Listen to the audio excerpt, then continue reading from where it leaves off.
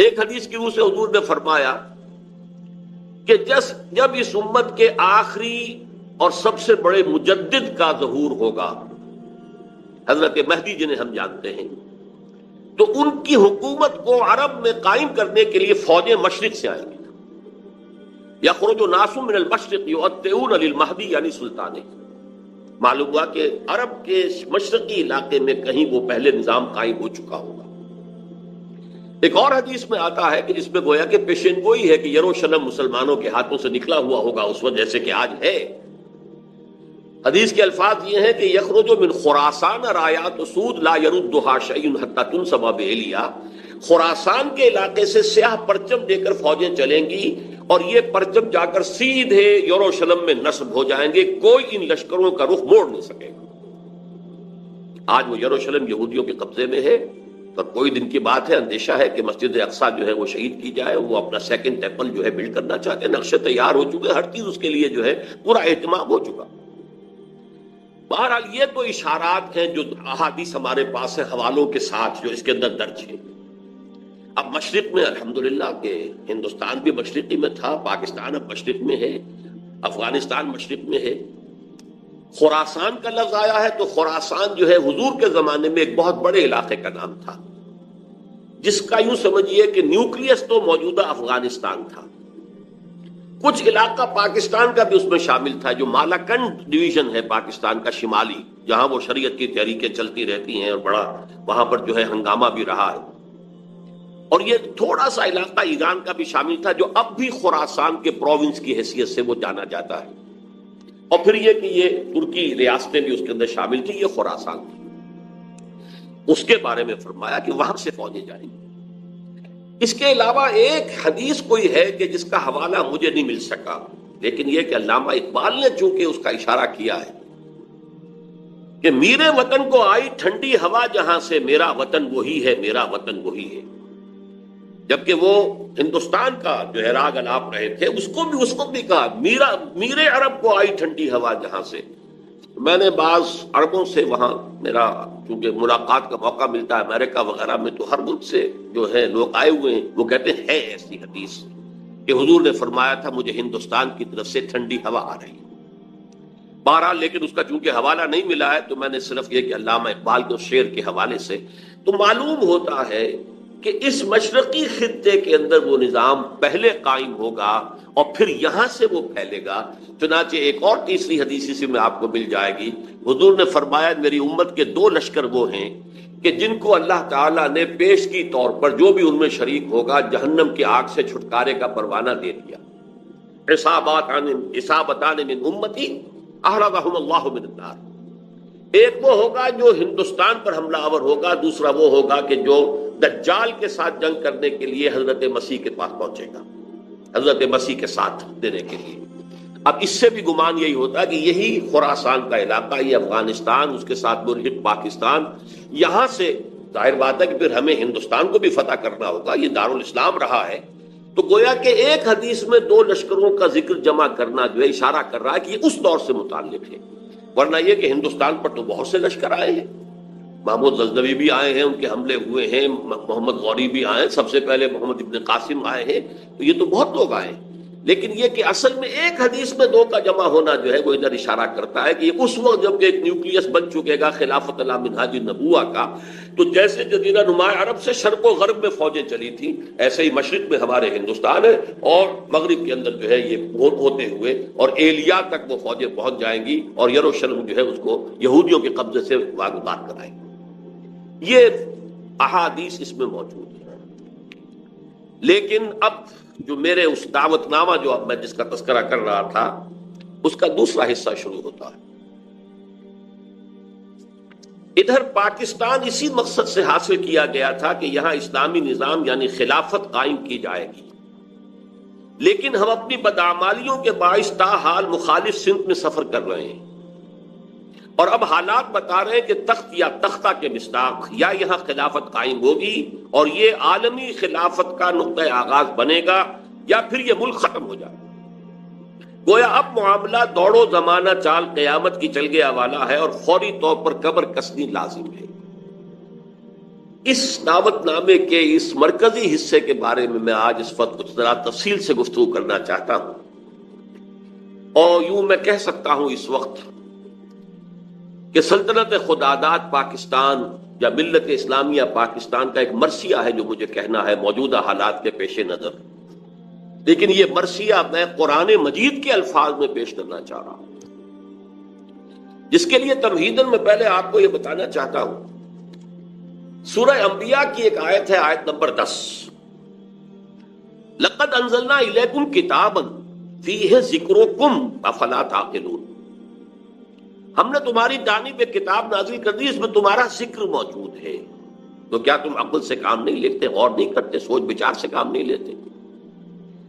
اب اس آیت کا ایک مفہوم تو یہ ہو سکتا ہے کہ ذکر لکم مراد ہو، یعنی تمہارے حصے کی نصیحت، ہدایت، تذکرہ اس قرآن میں ہے، وہ ٹھیک ہے، لیکن ذکر و کم اس میں اشارہ ایک اور بات کی طرف بھی آتا ہے کہ یہ جتنی بھی اقوام عالم آئیں گی ان کا ذکر قرآن مجید میں موجود ہے، اور اس کی تائید ہوتی ہے، توثیق ہوتی ہے، تاکید ہوتی ہے ایک حدیث سے، وہ حدیث کے جو قرآن حکیم کی عظمت پر نبی اکرم صلی اللہ علیہ وسلم کے سب سے جامع اور سب سے مفصل بیان پر مشتمل ہے، فصاحت و بلاغت کی معراج۔ حضرت علی اس کے راوی ہیں رضی اللہ تعالی عنہ، کہ حضور نے فرمایا انہا ستکون فتنۃ، عن قریب ایک بہت بڑا فتنہ رونما ہوگا۔ حضرت علی فرماتے ہیں کہ میں نے عرض کیا مل مخرج منہا یا رسول اللہ کے رسول یہ بتائیے اس سے نکلنے کا راستہ کون سا ہوگا؟ ایک لمحے کے لیے توقف کیجئے، میں یہاں یہ توجہ دلایا کرتا ہوں کہ ہم اگر ہوتے، ہمارے مزاج کا اور صحابہ کے مزاج کا فرق کیا ہے؟ ہم ہوتے تو کیا پوچھتے؟ یہ حضور یہ فتنہ کیوں ہوگا، کب ہوگا، کدھر سے آئے گا، کیسے آئے گا؟ ہمارے تو سوالات یہ ہوتے جو سب معلوماتی نوعیت کی چیزیں ہیں، جن کا کوئی تعلق عمل سے نہیں ہے۔ صحابہ کا معاملہ کیا تھا؟ حضرت علی نے ان میں سے کوئی سوال نہیں کیا، کب آئے گا، کیوں آئے گا، کدھر سے آئے گا، کیسے آئے گا، کچھ نہیں۔ جو عملی سوال تھا مل مخرج منہا یا رسول اللہ کے رسول، جب آپ نے فرما دیا کہ بہت بڑا فتنہ ہوگا، ہمیں تو اب یہ سمجھنا ہے کہ وہاں سے نکلنے کا راستہ کون سا ہو۔ بس اس کے جواب میں وہ حدیث ہے، کتاب اللہ، تمام فتنوں سے نکالنے والی اللہ کی کتاب، فیہ نبأ ما قبلکم وخبر ما بعدکم وحکم ما بینکم، اس میں تم سے پہلے جو لوگ گزرے ان کے حالات بھی یہ تو سب جانتے ہیں، قوم نوح اور قوم ہود اور قوم عاد، اور نہ معلوم کس کس کا اقوام کا تذکرہ ہے، وخبر ما بعدکم، جو تمہارے بعد ہونے والا ہے اس کی خبریں بھی موجود ہیں، وحکم ما بینکم، اور جو بھی تمہارے مابین قیامت تک اختلافات رونما ہوں گے ان سب کا فیصلہ بھی موجود ہے۔ بڑی عظیم حدیث ہے، وَهُوَ الذِّكْرُ الْحَكِيمُ وَهُوَ الصِّرَاطُ الْمُسْتَقِيمُ وَهُوَ حَبْلُ اللَّهِ الْمَتِينُ لَا تَنْقَضِي عَجَائِبُهُ وَلَا يَشْبَعُ مِنْهُ الْعُلَمَاءُ وَلَا يَخْلُقُ عَنْ كَثْرَةِ الرَّدِّ، اور آخری الفاظ تو بلاغت کی انتہا ہے، من قال به صدق ومن عمل به اجر ومن حکم به عدل ومن دعا الیہ ہدی الی صراط مستقیم۔ جس نے کوئی بات کہی اس قرآن کی بنیاد پر اس نے سچ کہا، جس نے عمل کیا اس کا اجر محفوظ ہے، جس نے کوئی فیصلہ کیا قرآن کی بنیاد پر اس نے عدل کیا، اور جس نے قرآن کی طرف بلایا اس کی ہدایت ہو گئی، کسی اور کی ہو نہ ہو، اس کی ہدایت گارنٹیڈ ہے جو قرآن کی طرف بلانے والا ہے۔ یہ حدیث ہے کہ جس میں خبر و ما بعدکم کے الفاظ موجود ہیں، بلکہ میں تذکرہ کر دوں یہ حدیث ایک اور شان سے وارد ہوئی ہے طبرانی کی معجم کبیر میں۔ وہاں یہ حدیث اس طور سے آئی ہے کہ حضرت جبرائیل نے حضور سے یہ فرمایا، یا محمد امتک بعدک، اے محمد صلی اللہ علیہ وسلم یہ آپ کی امت کا آپ کے بعد کیا بنے گا؟ حضور نے اس پر پوچھا بل مخرج منہا یا جبرائیل، جبرائیل تم نے بات تو بہت اہم کہی ہے، ابھی تو میں ہوں، انا بین اظہرکم، ابھی تو اے مسلمانوں میں تمہارے مابین ہوں، لیکن ایک وقت تو آئے گا، آخر دور نبوت کے خاتمے کی خبر حضور نے دی تھی تو گویا اپنے وصال کی خبر دی تھی، جانا ہے مجھے، انک میت وانہم میتون، یہ تو قرآن مجید میں تھا، لیکن اس کا حل کیا ہوگا اے جبرائیل؟ تب انہوں نے کہا ہے کتاب اللہ فیہ نبأ من قبلکم ومن خبر ما بعدکم وحکم ما بینکم، یہ پوری حدیث. یہ ایک اور ہی شان کے ساتھ یہی روایت آتی ہے.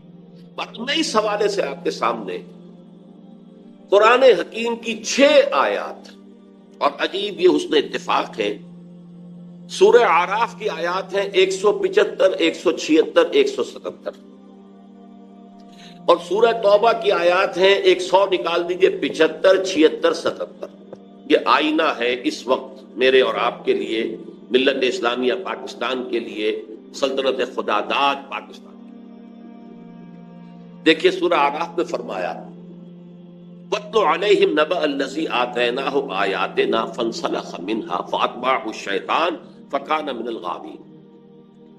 اے نبی ان کو آپ اس شخص کی خبر سنائیے جسے ہم نے اپنی آیات عطا کی تھی، لیکن وہ ان سے نکل بھاگا، پھر شیطان اس کے پیچھے لگ گیا، اور پھر وہ انتہائی گمراہ لوگوں میں سے ہو گیا.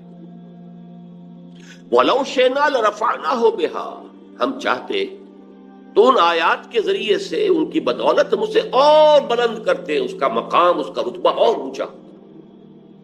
وَلَكِنَّهُ أَخْلَدَ إِلَى الْأَرْضِ، مگر وہ تو زمین کی طرف ہی بیٹھتا اور دھستا چلا گیا. فَمَثَلُهُ كَمَثَلِ الْكَلْبِ، تو اس کی مثال تو کتے کی سی ہے. ان تحمل علیہ یلہث، اگر اسے دھتکارو، کوئی ڈھیلا، کوئی لکڑی اس کی طرف اٹھاؤ مارنے کے لیے، تب بھی وہ ہانپتا رہتا ہے. ان تترکو یلہث، زبان اس کی نکلی ہوگی، اس میں سے راج ٹپک رہی ہوگی، چھوڑے رکھو گے تب بھی. ذالک مثل القوم الذین کذبوا بآیاتنا، یہی مثال ہے اس قوم کی کہ جس نے اپنے رب کی آیات کو جھٹلایا. فاقصص القصص، تو اے نبی آپ یہ واقعہ بیان کر دیجئے، لعلہم یتفکرون، شاید کہ وہ غور کریں، سوچ بچار سے کام لیں.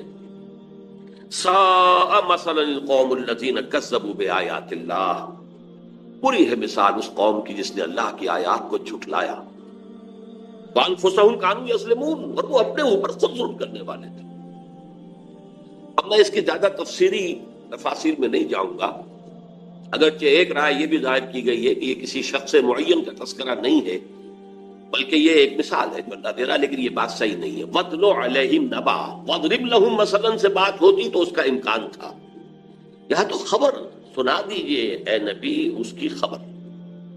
اور اس میں حضرت عبداللہ ابن عباس رضی اللہ تعالی عنہما سے کئی جو ہے اقوال مروی ہیں کہ یہ شخص بلعام بن بعورہ تھا.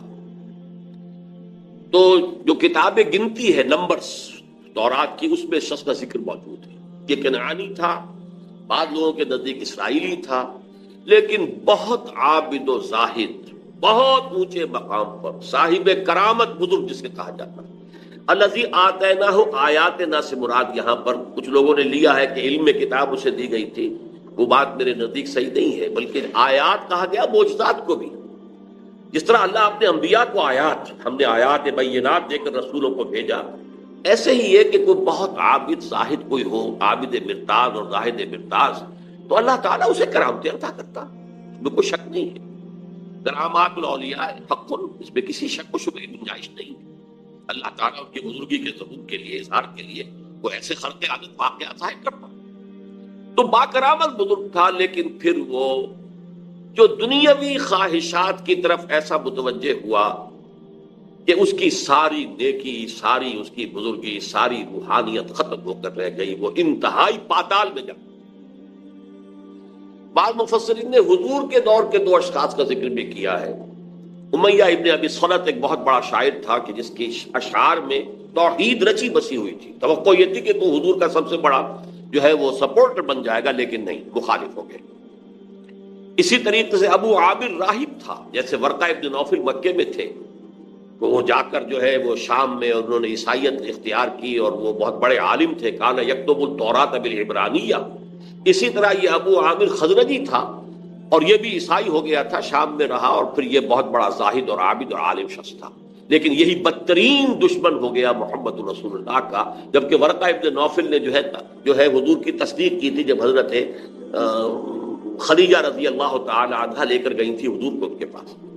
بہرحال میرے نزدیک یہ بلعام بن باعورہ ہی کا تذکرہ ہے جو ہو رہا ہے کہ وہ بہت با کرامات بزرگ تھا، لیکن زمینی خواہشات دو سب سے نمایاں ہیں۔ بطن، پیٹ کھانے کو مانگتا ہے، یہ انسان کی بہت بڑی ضرورت ہے، اس لیے کہ ظاہر بات ہے جو پریزرویشن آف دی سیلف ہے، اپنے بقا کے لیے اسے غذا چاہیے، لیکن اس کے ساتھ چٹخارا بھی لگا ہوا ہے، یہ اس کے ساتھ اضافی شے ہے۔ اور دوسری ہے جنسی خواہش، شہوت، پریزرویشن آف دی اسپیشیز، اپنی نسل کو برقرار رکھنے کے لیے۔ یہ دونوں جو ہیں حرصیں انسان کے اندر جب یہ اعتدال سے بڑھتی ہیں تو تباہی کا ذریعہ بنتی ہیں۔ لیکن یہاں نوٹ کیجئے کہ ایک شخص جسے اللہ نے اپنی آیات عطا کی، صاحب کرامت بزرگ تھا، لیکن وہ اس سے نکل بھاگا، اور یہاں فرمایا پھر شیطان اس کے پیچھے لگ گیا۔ اور یہ بہت اہم نکتہ ہے، یعنی اولاً نہیں شیطان کے اغوا سے کوئی شخص جو ہے وہ گمراہ ہوا کرتا۔ قرآن مجید میں صاف یہ بات آئی ہوئی ہے، ان عبادی لیس لک علیہم سلطان، دیکھو تمہیں ہم مہلت تو دے رہے ہیں، قیامت تک کے لیے تمہاری زندگی طویل ہوگی، اور تم ہمارے بندوں کو جس طرح چاہو گمراہ کرنے کی کوشش کرنا، لیکن تمہیں اختیار کوئی حاصل نہیں ہوگا، اختیار اسے حاصل نہیں ہے۔ تو جو شخص خود اپنی جو ہے داخلی غلط تقاضوں کے تحت غلط راستہ اختیار کرتا ہے، پھر شیطان اس کے پیچھے لگ جاتا، فَأَتْبَعَهُ الشَّيْطَانُ، تو شیطان اس کے پیچھے لگ گیا، فَكَانَ مِنَ الْغَاوِينَ، پھر وہ ہمارے ہاں جو کولوکیل لینگویج میں پھر برے کو گھر تک پہنچا کر رہتا ہے، وہ پھر آخری درجے تک پہنچا کر ہی وہ بس کرتا ہے۔ تو اس درجے تک بلعام بن باعورہ پہنچ گیا۔ وَلَوْ شِئْنَا لَرَفَعْنَاهُ بِهَا، ہم چاہتے تو اسے اور بلند کرتے، اس کے اور مقام اونچا ہوتا، وَلَكِنَّهُ أَخْلَدَ إِلَى الْأَرْضِ، وہ تو زمین میں دھستا چلا گیا۔ زمین سے مراد وہی زمینی خواہشات، نفسانی خواہشات۔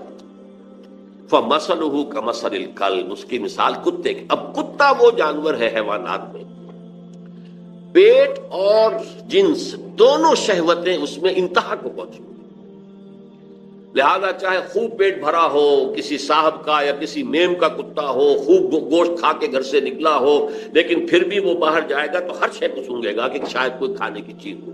یہ اس کی یعنی سمجھ جبلت کے اندر داخل، یہاں تک کہ آپ اس کو کوئی ٹھیکنا ماری مارنے کے لیے تو وہ بھی اس کو بھی سونگے گا کہ شاید اس میں کوئی کھانے کی کوئی شے موجود ہو، چلے گا بھی تو ادھر ادھر ہوتا ہوا، سونگتا ہوا، اور وہ اپنی شرمگاہ کو چاٹتا رہتا۔ دونوں جو حرصے ہیں اس کے اندر انتہا کی، اور اس کا پھر ظہور کیا ہوتا، زبان ہر وقت نکلی ہوئی ہے، ہانپ رہا ہے، ہر وقت ہانپ رہا ہے، پیٹ بھرا ہو تب بھی ہانپ رہا ہے، اور پیٹ خالی ہو تب بھی ہانپ رہا ہے، تھکا ہوا تب بھی ہانپ رہا ہے، کھڑا ہوا تب بھی ہانپ رہا ہے، زبان نکلی ہوئی ہے اور اس کے اندر سے رال ٹپک رہی۔ یہ مثال دی ہے، جیسے قرآن مجید میں گدھے کی مثال بھی آئی ہے، مثل الذین حملوا التوراۃ ثم لم یحملوها کمثل الحمار یحمل اسفارا، مثال اس قوم کی جس کو ہم نے تورات عطا کی تھی، حامل تورات بنائی گئی تھی، وہ قوم پھر اس نے اس کا حق ادا نہیں کیا، اس گدھے کی سی مثال ہے جس پر کتابوں کا بوجھ لگا ہو، ایسے یہ کتے کی مثال دی گئی ہے۔ اس کے بعد فرمایا ذالک مثل القوم الذین کذبوا، یہ صرف ایک فرد کا معاملہ نہیں ہوتا، پوری قومیں بھی اس تمثیل پر پوری اترتی ہیں، اور اسی ڈسکرپشن کے اوپر وہ پوری اترتی ہیں۔ کذبوا بآیاتنا، جو ہماری نشانیوں کو جھٹلاتے ہیں، فقصص القصص، تو اے نبی آپ یہ قصہ سنا دیجئے، لعلہم یتفکرون، شاید کہ غور کریں۔ آج میں آپ کو قصہ سنا رہا ہوں پاکستان کا، کس طور سے ان آیات پر منطبق ہو رہا ہے، شاید کہ آپ غور کریں، سوچیں، شاید کہ آپ کے اندر کوئی امنگ پیدا ہو جائے کسی عمل کی، جد و جہد کی۔ سا مثلا القوم الذین کذبوا بآیاتنا، آخری آیت بری مثال ہے اس قوم کی جس نے ہماری آیات کو جھٹلایا، وَكَانُوا أَنفُسَهُمْ يَظْلِمُونَ، وہ اپنے اوپر ہی ظلم کرتے رہے، ظاہر بات ہے ہمارا کسی نے کیا بگاڑنا۔ اب اندازہ کیجئے پاکستان وہ ملک ہے اس روئے ارضی پر جو بہت بڑی اللہ کی نشانیوں کے ساتھ وجود میں آیا ہے۔ سب سے پہلی نشانی 27ویں رمضان کو اس کا قیام عمل میں آیا، غور کیجئے،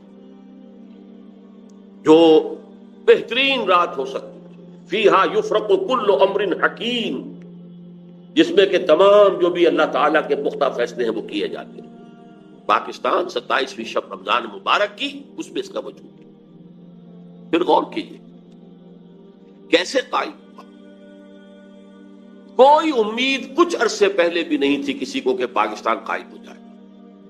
عام طور پر سمجھا گیا تھا یہ مسلم لیگ نے بارگیننگ کے لیے اتنی بڑی بات کر لی ہے، تو لے دے کر معاملہ ہو جائے گا۔ اور سب سے بڑی بات یہ کہ خود 1 سال پہلے Quaid Azam cabinet mission plan کو تسلیم کر چکے.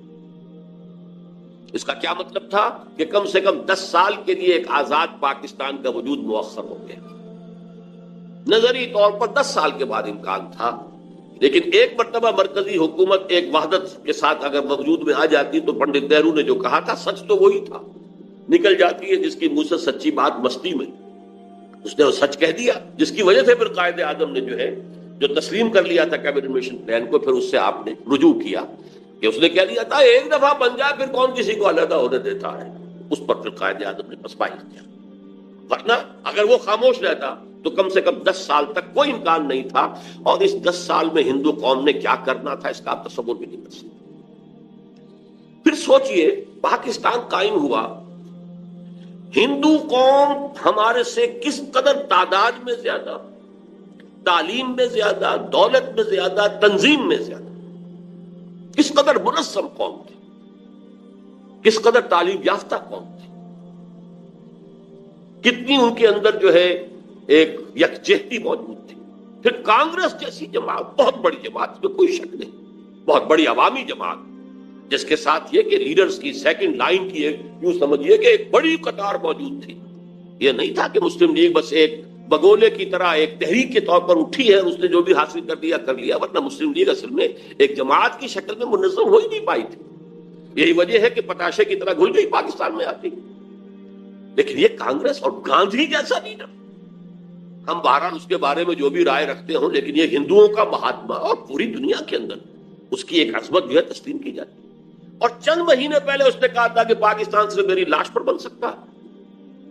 ہندو جیسی قوم، گاندھی جیسا لیڈر. اچھا، دوسری طرف یہ ہمارے ولی خان صاحب جو ہیں وہ کچھ پچھلے زمانے کے کاغذات نکال کے لے آتے ہیں انڈیا آفس کے، جس سے یہ کہ انگریزوں نے کوئی سپورٹ کی تھی پاکستان کی یا مسلم لیگ کی.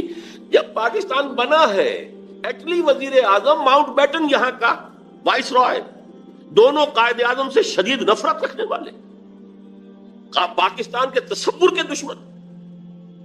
لیبر پارٹی کی گورنمنٹ تھی، کنزرویٹو پارٹی کی گورنمنٹ ہوتی تو کچھ شکوک و شبہات کا موقع تھا، لیکن یہ تو لیبر پارٹی کی حکومت تھی. ایٹلی نے جو کچھ لکھا ہے بعد میں وہ سب کے سامنے ہے، اب تو کچھ بھی باتیں نہیں رہی. ماؤنٹ بیٹن کی چیزیں بھی سب سامنے آ چکی ہیں. اس کے جس نوعیت کے تعلقات نہرو خاندان کے ساتھ تھے، اب وہ چیزیں بھی کہنے کی بھی نہیں ہے، ورنہ یہ کہ لیڈی ماؤنٹ بیٹن کے ساتھ اس کے ناجائز تعلقات تک کا چرچا موجود ہے. اور یہ کہ گاندھی کا تو وہ چیلا تھا. آخری وقت میں پنڈت نہرو نے اور پٹیل نے جا کر اس سے کہا تھا کہ ہم نہیں کہہ سکتے باپو کے سامنے جا کر یہ کہنے کی ہماری جرت نہیں ہے کہ ہم ہندوستان کی تقسیم پر راضی ہو گئے ہیں، کہ تم ہی جا کے راضی کرا. اس نے جا کر گاندھی سے بات کی، کیا پٹی پڑھائی ہے وہ جانے. یہ تھے وہ نامساعد حالات جن میں پاکستان کا قیام. اور اس کے اندر جمع کر لیجئے یہ بات کہ 1 سال پہلے مولانا حسین احمد مدنی رحمت اللہ علیہ نے سلہٹ میں یہ کہہ دیا تھا، رمضان مبارک میں پورے 1 سال پہلے، ملأ اعلیٰ میں پاکستان کے قیام کا فیصلہ ہو چکا ہے. ملأ اعلیٰ سے مراد فرشتوں کا وہ سب سے اونچا طبقہ ہے، جو اللہ کا مقربین جو ہوتے ہیں، ملائکۃ المقربین، وہ ملأ اعلیٰ سب سے اونچا، وہاں فیصلہ ہو گیا پاکستان کے قیام. یہ دوسری بات ہے کہ جب ان سے پوچھا گیا کہ پھر ہم کیوں مخالفت کر رہے ہیں، ہماری پالیسی جو ہے وہ بدل جانی چاہیے. انہوں نے کہا کہ در حقیقت وہ تکوینی معاملہ ہے اللہ کا.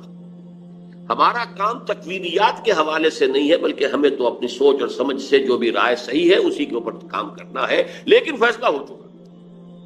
یہ 1 سال پہلے کی بات ہے، اور ایسے شخص کی گواہی ہے جو پاکستان کے ساتھ یعنی کوئی متفق نہیں تھا، اگرچہ بعد میں انہوں نے تسلیم کیا، بہت خوبصورتی سے تسلیم کیا. جب وہ گئے ہوئے تھے ڈابھیل، اور وہاں کسی شخص نے، یہ پاکستان کے قیام کے بعد کی بات ہے، کسی شخص نے ذرا چھیڑنے کے لیے کہ چلیے مولانا کچھ بولیں گے پاکستان کے خلاف، کو دھواں دار باتیں کریں گے، تو کوئی پاکستان کا تذکرہ کیا تو کہ بھائی دیکھو، جب تک کوئی مسجد کہیں تعمیر نہ ہو، تجویز ہو، تو اختلاف ہو سکتا ہے کہ یہاں مسجد کی ضرورت ہے بھی کہ نہیں ہے. پہلے ہی مسجدیں موجود ہیں، یا یہ کتنی بڑی ہونی چاہیے، کس سائز کی ہونی چاہیے، کیا میٹیریل لگنا چاہیے، یہ سب اختلاف ہو سکتا ہے. پاکستان کے بننے سے پہلے ہمارا اختلاف تھا، لیکن مسجد بن جائے تو اس کی حفاظت ہر صاحب ایمان کا تقاضا ہے. اب پاکستان کی حیثیت بالکل بدل گئی. یہ الفاظ مولانا مدنی رحمت اللہ علیہ کے، جو وہاں موجود تھے، مولانا محمد مالک کاندھلوی رحمت اللہ علیہ، جنہوں نے کہ یہ الفاظ ہماری قرآن کانفرنس میں ایک مرتبہ بیان کی. اچھا، یہ ہے وہ آیات، وہ کرامات جس کے ساتھ پاکستان وجود میں آ رہا ہے. ذرا پیچھے چلیے. جب خلافت عثمانیہ کے خاتمے کی سازشیں ہو رہی تھی تو پوری دنیا میں صرف ہندوستان میں تحریک چلی، کہیں اور نہیں چلی. وہ سلطنت عثمانیہ بہرحال خلافت کے نام سے تھی، چاہے حقیقت نہیں تھی، وہ ایک ملوکیت ہی تھی، اور اب اس پہ زوال بھی آ گیا تھا، یورپ کا مرد بیمار بھی کہا جا رہا، جو بھی کچھ تھا، لیکن عظمت اسلامی کا ایک سمبل، ایک نشانی تھی. اس کے خلاف سازشیں ہو رہی تھی، اور اس وقت تحریک چلی صرف ہندوستان میں کہیں بھی نہیں چلی، پوری دنیا میں کہیں بھی نہیں. بلکہ عربوں نے تو بغاوت کی ترکوں کے خلاف، اور اصل میں تو انہی کی بغاوت کے نتیجے میں یہ سارا معاملہ ختم ہوا. لیکن ہندوستان میں وہ تحریک چلی، اور ایسے زور شور کے ساتھ چلی، بولی اماں محمد علی کی جان بیٹا خلافت میں دے دو، پورا ہندوستان گونج گیا. ذرا اس سے بھی پیچھے جائیے، دیکھیے ختم نبوت کے بعد سب سے بڑا منصب مجددین امت ہے، کہ جو سنن ابی داؤد کی روایت کی روح سے ان اللہ یبعث فی هذه الامه علی راس کل 100 عام من یجدد لها دینہا، یقیناً اللہ اس امت میں ہر صدی میں ایسے لوگوں کو اٹھاتا رہے گا جو دین کو تازہ کر دیں گے. دین کے اوپر جو بھی کوئی غبار آ جائے گا، کوئی اس کی تعلیمات دھندلا جائیں گی، اس کو ہٹا کر صحیح دین کی شکل دوبارہ دکھا دیں. 1000 برس تک سارے مجددین امت عالم عرب میں آئے. عمر بن عبدالعزیز سے چلیے اور امام ابو حنیفہ گنتے چلے جائیے، شیخ عبد القادر جیلانی، امام غزالی، امام ابن تیمیہ، سب وقت. 11ویں صدی کا مجدد اعظم شیخ احمد سرہندی ہندوستان میں، 12ویں صدی کا مجدد اعظم شاہ ولی اللہ دہلوی ہندوستان، 13ویں صدی کا مجدد اعظم سید احمد بریلوی ہندوستان، 14ویں صدی کا مجدد اعظم شیخ الہند نصیر مالٹا ہندوستان، اور مزید برآں علامہ اقبال جیسا مفکر، مولانا مودودی جیسا مصنف، مولانا الیاس جیسا مبلغ پوری دنیا میں کہیں نظر نہیں آتا. ان کی تحریکیں جو ہے پوری دنیا میں چھا گئی. سلسلہ نقشبندیہ مجددیہ پوری دنیا میں چلا گیا. پورے ٹرکش بیلٹ میں وہی ہے، وہ امام شامل ہوں یا اس وقت جو چیکنیا کے معاملات ہیں، یا پورے ترکستان کے اندر یہی ہے. خود یہ افغانستان کے وہی سلسلہ نقشبندیہ مجددیہ، ان کے صدر بھی تھے مجددی. پھر شاہ ولی اللہ ہی کے تو در حقیقت علم کا یہ ظہور ہے کہ جو پورا افغانستان میں جو مدارس کہاں کے پڑھے ہوئے لوگ ہیں یہ طالبان، وہی دیوبندی مدارس ہے کہ جو شاہ ولی اللہ کے علوم کا وارث بنے. گویا کہ ریورس گیئر لگا ہے. ایک بات عجیب ہے، ذرا نوٹ کیجئے گا، 1000 برس جو پہلے تھے ہندوستان میں آتے تھے، باہر سے علماء آ رہے ہیں، صوفیہ آ رہے ہیں، ادیب آ رہے ہیں، دانشور آ رہے ہیں ہندوستان میں. اور جب یہ الف ثانی شروع ہوا، امت کی تاریخ کا دوسرا 1000 سال، تو ریورس گیئر لگ گیا. معین الدین چشتی ادھر سے آئے تھے، سلسلہ مجددیہ نقشبندیہ یہاں سے چلا، شاہ ولی اللہ کے علوم یہاں سے چلے، علامہ اقبال کا فکر یہاں سے پھیلا، پوری دنیا میں پھیلا. ڈاکٹر علی شریعتی سے پوچھئے، مالک ابن نبی سے پوچھئے، بہت بڑا جو دانشور ایران کا اور بہت بڑا دانشور جو ہے عالم عرب کا. پھر مولانا مودودی کی کتابیں دیکھ لیجئے، پوری دنیا کے اندر عربی میں، انگریزی میں ٹرانسلیٹڈ ہر جگہ مل جائیں گے. اور یہ مولانا الیاس کے شروع کرنا تحریک کہاں سے کہاں پہنچی ہے، لاکھوں آدمی ایک وقت کے اندر جو ہے وہ مسلسل حرکت کے اندر. یہ ساری آیات ہیں، اس سب کا امین یہ پاکستان، یہ سارا ہمارا ورثہ یہ پیچھے 11ویں صدی، 12ویں صدی، 13ویں صدی، 14ویں صدی، اور پھر یہ کہ پاکستان وجود میں آیا 27ویں کو. یہ پاکستان ہندو اور انگریز دونوں کی مخالفت کے علی الرغم قائم ہوا. اور اس وقت نقشہ میں آپ کے سامنے کھینچ رہا ہوں سورہ اعراف کی آیت نمبر 129 کے حوالے سے. جب ظلم و ستم کی انتہا ہو گئی تھی بنی اسرائیل پر مصر میں، تو انہوں نے جب فریاد کی ہے تو حضرت موسیٰ نے فرمایا تھا ان سے، عسیٰ ربکم ان یہلک عدوکم ویستخلفکم فی الارض فینظر کیف تعملون.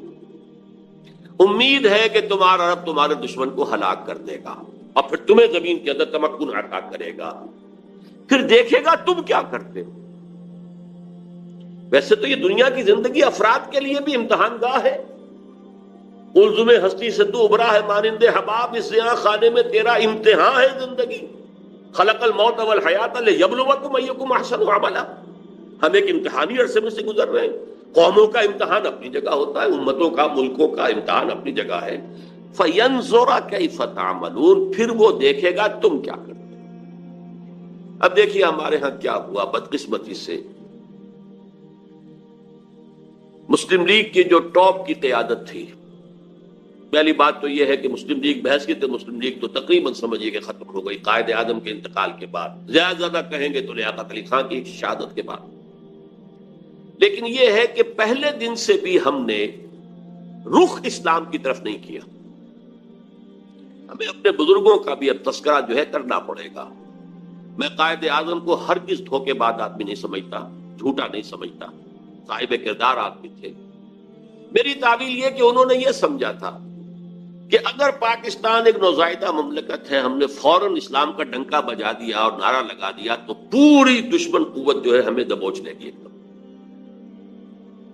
لہذا اب جبکہ ایک ایسا ملک وجود میں آ گیا جہاں غالب اکثریت مسلمانوں کی ہے، تو خالص سیکولر اصول سے بھی تو یہاں اسلام ہی آئے گا نا۔ سیکولر اصول کیا ہے کہ لوگوں کی اکثریت جو چاہے گی ہوگا، یہی اصول ہے۔ لوگوں کی اکثریت جو قانون بنانا چاہتی ہے بنائے گی، جو نافذ کرانا چاہتی کرائے گی، یہ سیکولرزم ہے۔ تو اب خالص سیکولر اصولوں سے ہندوستان ایک وحدت رہتا تو یہاں اسلام کے آنے کا کوئی سوال نہیں تھا، اکثریت ہندوؤں کی تھی، کوئی امکان ہی نہیں تھا۔ لیکن اب یہ ہے کہ اگر مسلمان یہاں کے چاہیں گے تو یہاں شریعت بھی آ جائے گی، نظام بھی آ جائے گا، سب کچھ ہو جائے گا۔ لیکن ہم نے اگر ڈنکا بجا دیا تو شاید، اب میں سمجھتا ہوں کہ شاید ان کی بات میں وزن ہے، لیکن یہ کہ شکل جو بنی ہے وہ یہ تھی، وزیر قانون ہندو، وزیر خارجہ قادیانی، اور وہ ان کا شورۂ آفاق جملہ عنقریب یہاں پر نہ ہندو ہندو رہے گا، نہ مسلمان مسلمان رہے گا، مذہبی اعتبار سے نہیں کہ مذہب تو ان لوگوں کا انفرادی معاملہ ہے، بلکہ قومی اعتبار سے۔ بہرحال ایک جس کو میں یہ کہوں گا کہ صحیح سمت میں پہلی اینٹ نہیں رکھی گئی۔ مصلحت کیا تھی یہ اپنی جگہ پر ہے، ان کی نیت پر حملہ نہیں ہے، لیکن دی فیکٹ ریمینز، واقعہ یہی ہے، حقیقت یہی ہے۔ اور مجھے معلوم ہے، میں بنگلہ دیش 2 دفعہ جا چکا ہوں، کہ بنگالی مسلمانوں کو پہلا شوق لگا تھا اسی سے، اس لیے کہ بنگال کا عام مسلمان جو ہے مغربی پاکستان کے عام مسلمان سے زیادہ مذہبی ہے۔ آج بھی جو تبلیغی جماعت کا اجتماع وہاں ہوتا ہے وہ 25-30 لاکھ کا ہوتا ہے ٹونگی میں، اس اعتبار سے، اور عام طور پر بھی وہاں پر مذہبیت زیادہ ہے، ایک شوق لگا۔ اور اس کے بعد جو ہے پھر جو ہے وہ مسلسل چیزیں جو ہے وہ پھر جو لینگویج کوسچن تھا وہ تو سیکولر لوگوں نے اٹھایا تھا، لیکن مذہبی لوگوں کو بھی شوق جو ہے اس سے پہنچا۔ لیکن یہ کہ الحمدللہ کہ اس کے بعد مولانا مودودی کی ایک تحریک پر جو انہوں نے اسی لاہور شہر سے شروع کی تھی اپریل 1948 سے، کہ اب چونکہ پاکستان اسلام کے نام پر بنایا گیا لہذا یہاں پر اسلامی دستور بننا چاہیے، مطالبہ شروع کیا انہوں نے۔ اور پھر مسلم لیگی عناصر نے بھرپور مدد کی، جن میں سب سے زیادہ کروشل رول پلے کیا ہے مولانا شبیر احمد عثمانی رحمۃ اللہ علیہ نے۔ وہ تو مسلم لیگی تھے، جماعت اسلامی کی تو نہیں تھے، اور قرارداد مقاصد پاس ہو گئی۔ تو گویا کہ ایک اور معجزہ جو ہے کہ جس وقت دنیا میں ڈنکا بج رہا تھا سیکولرزم کا پوری دنیا میں، 10.5 کروڑ عوام کی اسمبلی نے کہا کہ ہم اللہ کی حاکمیت کا اقرار کرتے ہیں، اپنی حاکمیت کا دعویٰ نہیں کرتے۔ We wash our hands off the claim to sovereignty. Sovereignty belongs to Allah. سروری زیبا فقط اس ذات بے ہمتا کو ہے، حکمراں ہے ایک وہی باقی بتان اعظم۔ میرے نزدیک یہ بھی معجزہ ہے، آیات میں سے، آیات الہی میں سے۔ پھر جب کچھ لوگوں نے، سیکولر مائنڈڈ لوگوں نے شور مچایا کہ کس کا اسلام ہوگا یہاں پر، شیعہ کا، سنی کا، دیوبندی کا، بریلوی کا، تو تمام مسالک چوٹی کے علماء نے 22 نکات دستور سازی کے متفق علیہ دے دیے۔ یہ ایک اور معجزہ ہوا۔ اس کے بعد ایک بہت بڑا بلنڈر ہوا، دینی جماعتوں نے یہاں کشاکش اقتدار میں شریک ہو کر، انتخابات میں آ کر اسلام کو ایک پارٹی ایشو بنا کر اور بیڑا غرق کر۔ لیکن یہ کہ بہرحال اس کی داستان باقی میں بیان نہیں کرنا چاہتا، نتیجہ جو نکلا ہے، غلطی کس کی تھی، کتنی تھی، کوتاہی کس کی تھی، کتنی تھی، لیکن نتیجہ یہ ہے کہ آج ہم بیٹھتے چلے گئے زمین کی طرف۔ آج 52 برس گزرنے کے بعد 27 برس پہلے تو ہماری پیٹھ پر ایک کوڑا پڑ گیا، ملک دو لخت ہوا، 93,000 ہمارے قیدی ہندو کے ہاتھ میں گئے، جن پر کہیں 600 کہیں 800 کہیں 1000 برس حکومت کی تھی۔ ہمارے جرنیل نے اپنا ریوالور پیش کیا اپنے ہاتھ سے، ذلت کی انتہا۔ لیکن اس کے بعد سے ہوتے ہوتے آج ہم کہاں پہنچ گئے؟ دیوالا ہمارا نکلا ہوا ہے، ہماری جان IMF کی مٹھی میں ہے، امریکہ ہمارا بل جاؤ ماوا ہے، جو کچھ کارگل میں ہوا ہے ذلت کی انتہا ہو گئی۔ اگرچہ آرمی چیف اب بھی کہہ رہا ہے کہ وہ ایک بہت بڑا جو ہے عسکری فتح تھی، پھر ہوا کیا ہے؟ اس کا مطلب یہ کہ ہم نے ڈکلیئر کر دیا کہ ہم بھارت کے مقابلے میں کھڑے ہونے کے اہل نہیں ہیں، ہم بھارت سے جنگ نہیں کر سکتے۔ ضربت علیہم الذلۃ والمسکنۃ وباؤوا بغضب من اللہ، یہ حال اس قوم کا آج ہو گیا۔ نظام جو کا تو وہی سودی نظام، وہی سارے معاملات، وہی جاگیرداری جو انگریز چھوڑ کر گیا۔ ہاں اگر کوئی اضافہ ہوا ہے تو بے پردگی میں، فحاشی میں، عریانی میں اضافہ ہوا، باقی سب کچھ وہی۔ قوم قومیتوں میں تقسیم ہو گئی، ہانپ رہا ہے کتے کی طریقے سے، ہانپ رہا ہے پورا ملک۔ ہانپتا کانپتا ہمارا وزیر اعظم پہنچا ہے واشنگٹن، اور جا کر جو اس نے ملاقات کی ہے اور خود ریکویسٹ کر کے بڑی مشکل سے، جبکہ وہی جو ہے صدر واجپئی کو بلا رہا ہے، وہ کہتا میں نہیں آ رہا ہوں۔ یہ حال ہمارا ہو گیا، یہ بے عزتی، یہ توہین، یہ تسلیم، اور جان ان کی مٹھی میں ہے، جو چاہے وہ کرے، جو چاہے ہم سے کروا لے۔ ہمارے اپوزیشن لیڈر ہو تو وہیں کے طواف کرنے والے۔ معلوم ہوتا ہے کہ ہم تو امریکہ کی ایک ریاست، بلکہ یوں کہیے کہ کالونی بن گئے ہیں، ہماری کوئی حیثیت ہی نہیں۔ یہ ہے صورتحال جو آج تھی۔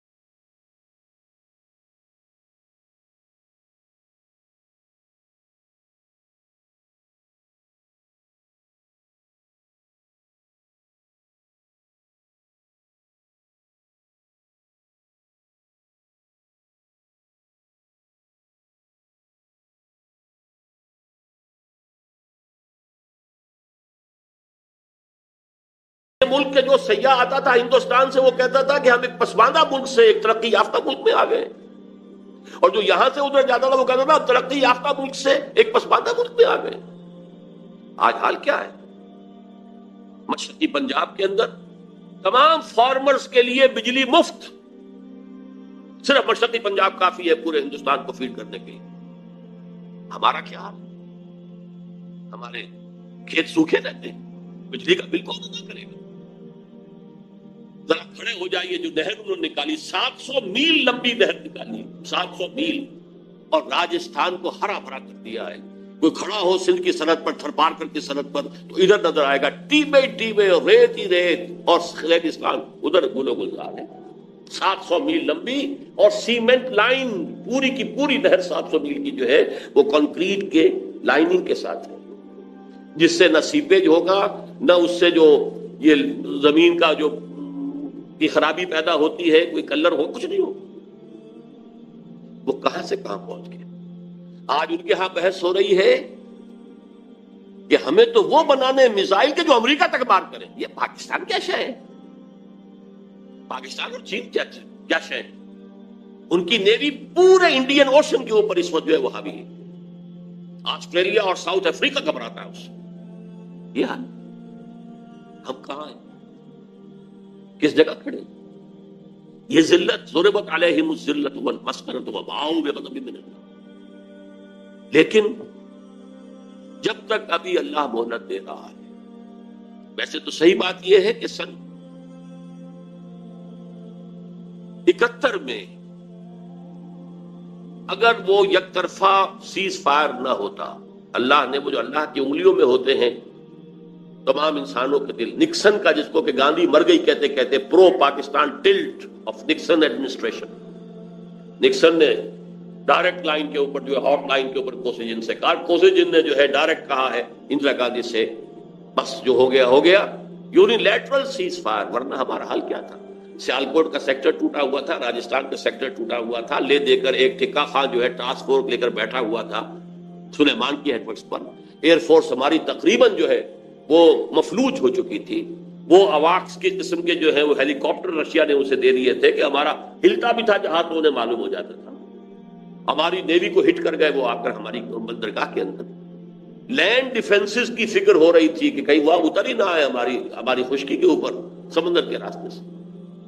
بہرحال اللہ نے ہمیں فریش لیز دی تھی، لیکن آج کی تاریخ تک ہمارے لچھن وہی ہیں، ہمارا شب و روز وہی ہے، ہمارے صبح و شام وہی ہیں قطعاً، اور حالات خراب سے خراب تر ہوئے.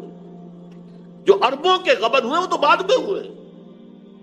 جس طریقے سے کہ اس ملک کی معیشت کا بیڑا غرق کیا وہ تو بعد میں ہوا ہے. ہم اور دھستے چلے گئے، وَلَٰكِنَّهُ أَخْلَدَ إِلَى الْأَرْضِ، زمین میں دھستا چلا گیا. وہ نقشہ ہے پاکستان. اب ذرا چند منٹ، میں نے عرض کیا تھا نا یہ 175 176 177 آیات ہی ہیں جن میں ہماری تصویریں. اب 75 76 77 سورہ توبہ، ہمارے معاشرے کی اخلاقی جو حالت اس وقت ہے اس کا نقشہ دیکھنا ہو تو ان آیات میں دیکھیں. سورہ توبہ کا ایک بہت بڑا مضمون ہے منافقین کے بارے میں، ان کے کیا خصائص ہیں، ان کی پھر اللہ کے ہاں کس قدر بڑا عذاب ان کے لیے ہے، کس طریقے سے وہ حضور کے استغفار سے بھی محروم کر دیے گئے. استغفر لهم او لا تستغفر لهم ان تستغفر لهم 70 مرة فلن يغفر الله لهم. اے نبی ان کے لیے آپ استغفار کریں یا نہ کریں برابر ہے، آپ 70 مرتبہ بھی استغفار کریں گے تب بھی اللہ انہیں معاف نہیں کرے گا. ان منافقین کے خاص قسم کا بیان ہو رہا ہے. وَمِنْهُمْ مَنْ عَاهَدَ اللَّهَ، ایک خاص قسم ایسے منافقین کی ہے جنہوں نے اللہ سے عہد کیا تھا لَإِنْ آتَانَا مِنْ فَضْلِهِ، اگر اللہ ہمیں اپنے فضل سے نواز دے گا لَنَصَّدَّقَنَّ وَلَنَكُونَنَّ مِنَ الصَّالِحِينَ، خوب صدقہ خیرات کریں گے، نیک بن جائیں گے، خادم خلق بن جائیں گے. فَلَمَّا آتَاهُم مِنْ فَضْلِهِ، جب اللہ نے انہیں اپنے فضل سے نواز دیا، بَخِلُوا بِهِ وَتَوَلَّوْا وَهُمْ مُعْرِضُونَ، اب اس دولت کے ساتھ بخل سے کام لیا، تجوریاں بند کر لیں اور اپنی پیٹھ موڑ لی، اعراض کیا، بھول گئے وعدے. اب سنیے آیت، فَعَاقَبَهُمْ نِفَاقًا، ان کی اس وعدہ خلافی کی پاداش میں اللہ نے ان کے دلوں میں نفاق کا روگ پیدا کر دیا. اگلے الفاظ میں اکثر آ کر اس آیت کو یہاں چھوڑ دیا کرتا ہوں، پڑھا نہیں کرتا، میں کام چاہتا ہوں، اس لیے کہ الفاظ یہ ہیں کہ اب یہ نفاق رہے گا الی یوم یلقونہ، اس دن تک رہے گا ان کے دلوں میں جس دن کہ ان کی ملاقات اللہ سے ہوگی. اس نفاق کا روگ نکل نہیں سکے. میں کانپتا ہوں. فَعَاقَبَهُمْ نِفَاقًا فِي قُلُوبِهِمْ إِلَى يَوْمِ يَلْقَوْنَهُ بِمَا أَخْلَفُوا اللَّهَ مَا وَعَدُوهُ وَبِمَا كَانُوا يَكْذِبُونَ، بسبب اس وعدہ خلافی کے جو انہوں نے اللہ کے ساتھ کیا اور بسبب اس جھوٹ کے جو انہوں نے بولا. یہ 3 آیات. بہرحال شاہ صاحب تشریف فرما ہے، اور بھی میری عمر کے بھی لوگ ہوں گے بہت سے یہاں، کیسی کیسی گڑ گڑا کر دعائیں مانگی تھی اللہ سے، اے اللہ تو ہمیں ہندو اور انگریز کی دوہری غلامی سے نجات دے، ہم تیرے دین کا بول بالا کریں. علامہ اقبال نے کہا تھا کہ مجھے یقین ہے کہ ہندوستان کے شمال مغرب میں ایک آزاد مسلمان ریاست قائم ہوگی، اور اگر ایسا ہو گیا تو ہمیں موقع مل جائے گا کہ اسلام کے چہرے پر جو پردے پڑ گئے دور ملوکیت میں، عرب امپیریلزم کے دوران، وہی ملکن عاضن، وہ جو ظالمانہ دور حکومت تھا، ملوکیت، اس میں جو پردے پڑ گئے تھے انہیں ہٹا کر صحیح اسلام، اور دور ملوکیت سے پہلے کا اسلام کس کا تھا؟ دور خلافت راشدہ کا اسلام. اس کی ایک شکل دنیا کو دکھائیں گے، یعنی قائم کریں گے یہاں نظام خلافت. قائد اعظم نے فرمایا تھا کہ ہم پاکستان اس لیے چاہتے ہیں عہد حاضر میں اسلام کے اصول حریت و اخوت و مساوات کی ایک نمونہ پیش کریں. لیکن جب پاکستان بن گیا تو 52 برس کے بعد وہی نظام، وہی سودی نظام، وہی جاگیردارانہ نظام. ہمارا معاشرتی ڈھانچہ پہلے سے ڈھیلا ہو چکا ہے. ہمارے جو اب میں جو نفاق کی جو 3 شکلیں ہیں وہ آپ کے سامنے بیان کر رہا ہوں. سب سے پہلا جس کو ہم کہتے ہیں نفاق باہمی. اب وہ قوم ایک نہیں رہی، اب قومیتوں میں تقسیم ہو گئی. ڈھونڈ اب اس کو چراغ رخ زیبا لے کر، وہ جو ایک قوم بن گئی تھی جو ہندو کے مقابلے میں بنیان مرصوص بن کر کھڑی ہو گئی تھی، کہاں ہے؟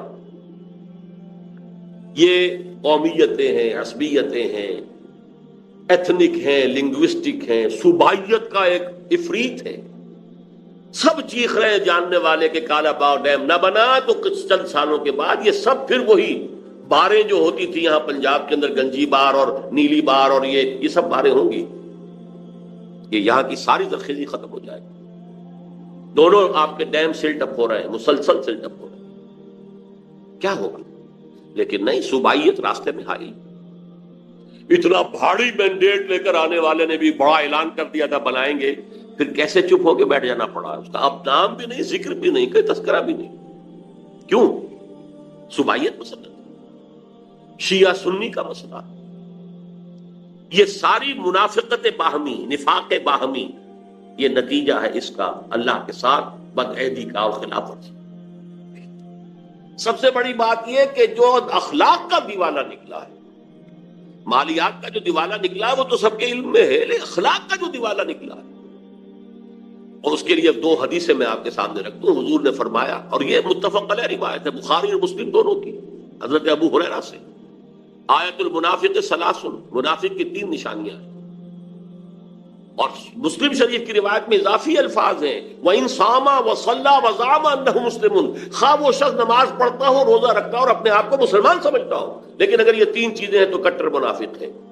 جب بولے جھوٹ بولے، اذا حدث کذب، واذا وعد اخلف، وعدہ کرے تو خلاف ورزی کرے، واذا اؤتمن خان، جب امانت امین بنایا جائے تو خیانت کرے. دیکھ لیں، الا ماشاءاللہ، الا ماشاءاللہ. جو قوم کی اکثریت کا حال ہے وہ یہ ہے کہ جو جتنا بڑا ہے اتنا ہی بڑا جھوٹا، اتنا ہی بڑا وعدہ خلاف، اتنا ہی بڑا خائن اور غبن کرنے والا. اربوں کے غبن ہیں. اب تو جاننے والے بتاتے ہیں کہ 32 بلین کا ہم پر قرض ہے اور 60 بلین ہمارا جو ہے باہر گیا ہوا ہے، اور 33 بلین ہم دے چکے ہیں سود کے اندر، لیکن وہ کھڑا ہوا ہے قرض.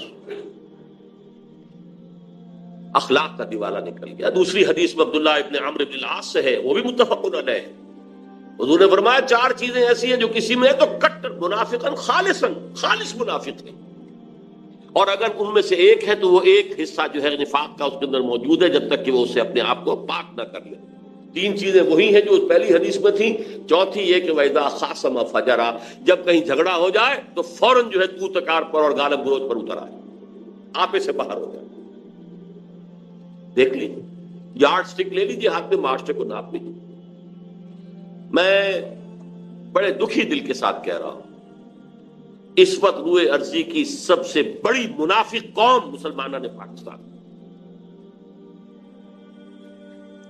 یہ شکل کہیں دنیا میں نظر نہیں آئی. تیسری منافقت کا جو سب سے بڑا ہمارا ہے، کسی ملک کا سب سے سیکریٹ ڈاکومنٹ ہوتا ہے دستور، اور ہمارا دستور منافقت کا پلنگا. پورا اسلام اس میں موجود ہے، قرارداد مقاصد موجود ہے، یہ دفعہ موجود ہے 227 کے یہاں کوئی کتاب و سنت کے خلاف قانون سازی نہیں ہو سکتی، کوئی منافی قانون رہ نہیں سکتا. لیکن اس کو باندھ دیا ہے آئیڈیالوجی کونسل کے ساتھ، وہ اس کے اوپر رپورٹیں دیتی رہے گی. رپورٹوں کا کیا حشر ہوگا؟ خالی چپ. ضیاء الحق نے بنایا فیڈرل شریعت کورٹ کہ جو بھی یہ عدالت فیصلہ کر دے گی کہ یہ قانون خلاف کتاب و سنت ہے وہ کل عدم ہو جائے گا، لیکن اسے ہتھکڑیاں پہنا دی، بیڑیاں پہنا دی. دستور تمہارے دائرے سے خارج، اور جو عدالتی قوانین ہے، پروسیجرل لاز، وہ تمہارے دائرے سے خارج. پرسنل لا مسلم، فیملی لاز تمہارے دائرے سے خارج، مالی قوانین بھی 10 سال کے لیے خارج. وہ 10 سال کی ہتھکڑی کھلی تھی تو فیڈرل شریعت کورٹ نے سود کے بارے میں، بینک انٹرسٹ کے بارے میں فیصلہ دیا تھا، لیکن اس کو بھی آج کتنے سال ہو گئے. تاخیر، تعویق، جھوٹے وعدے. میرے سامنے بیٹھ کر کہا تھا میاں محمد شریف نے 6 مہینے کے اندر ختم کرو سود کو، اور یہ دونوں بھائی جو ہیں شہباز شریف اور نواز شریف کہہ کر گئے تھے 1 سال کے اندر ہم ختم کر دیں گے. وہ 2.5 سال ہو چکے. اور ابھی تک تو وہ شیڈل جو سپریم کورٹ کی اپیلیٹ بینچ سے اس کا فیصلہ نہیں آیا، پتہ نہیں کیا شکل ہے، آیا ہے کہ نہیں آیا ہے، اور اگر نہیں آیا ہے 1 مہینے کے اندر اندر اسے آنا چاہیے تھا عدالت کے کھلنے کے بعد، تو کہیں ایسا ہی نہ ہو کہ اثر نو ہیئرنگ شروع ہو جائے۔ بہرحال یہ ہے ہماری منافقت کے 3 پہلو جو میں نے آپ کے سامنے گنوائے۔ لیکن جیسا کہ میں نے عرض کیا تھا، جب تک سانس تب تک آس۔ راستہ کیا ہے؟ ابھی ہمارے لیے مہلت ہے جب تک اللہ تعالیٰ نے ہمیں مہلت دے رکھی ہے۔ حالات جس تیزی کے ساتھ اس ریجن کے بدل رہے ہیں وہ سب کے سامنے۔ امریکہ فیصلہ کن طور پر اب بھارت کی پشت پر ہے، ہم سے اسے کوئی سروکار نہیں رہا، سوائے ڈانٹنے کے، ڈپٹنے کے۔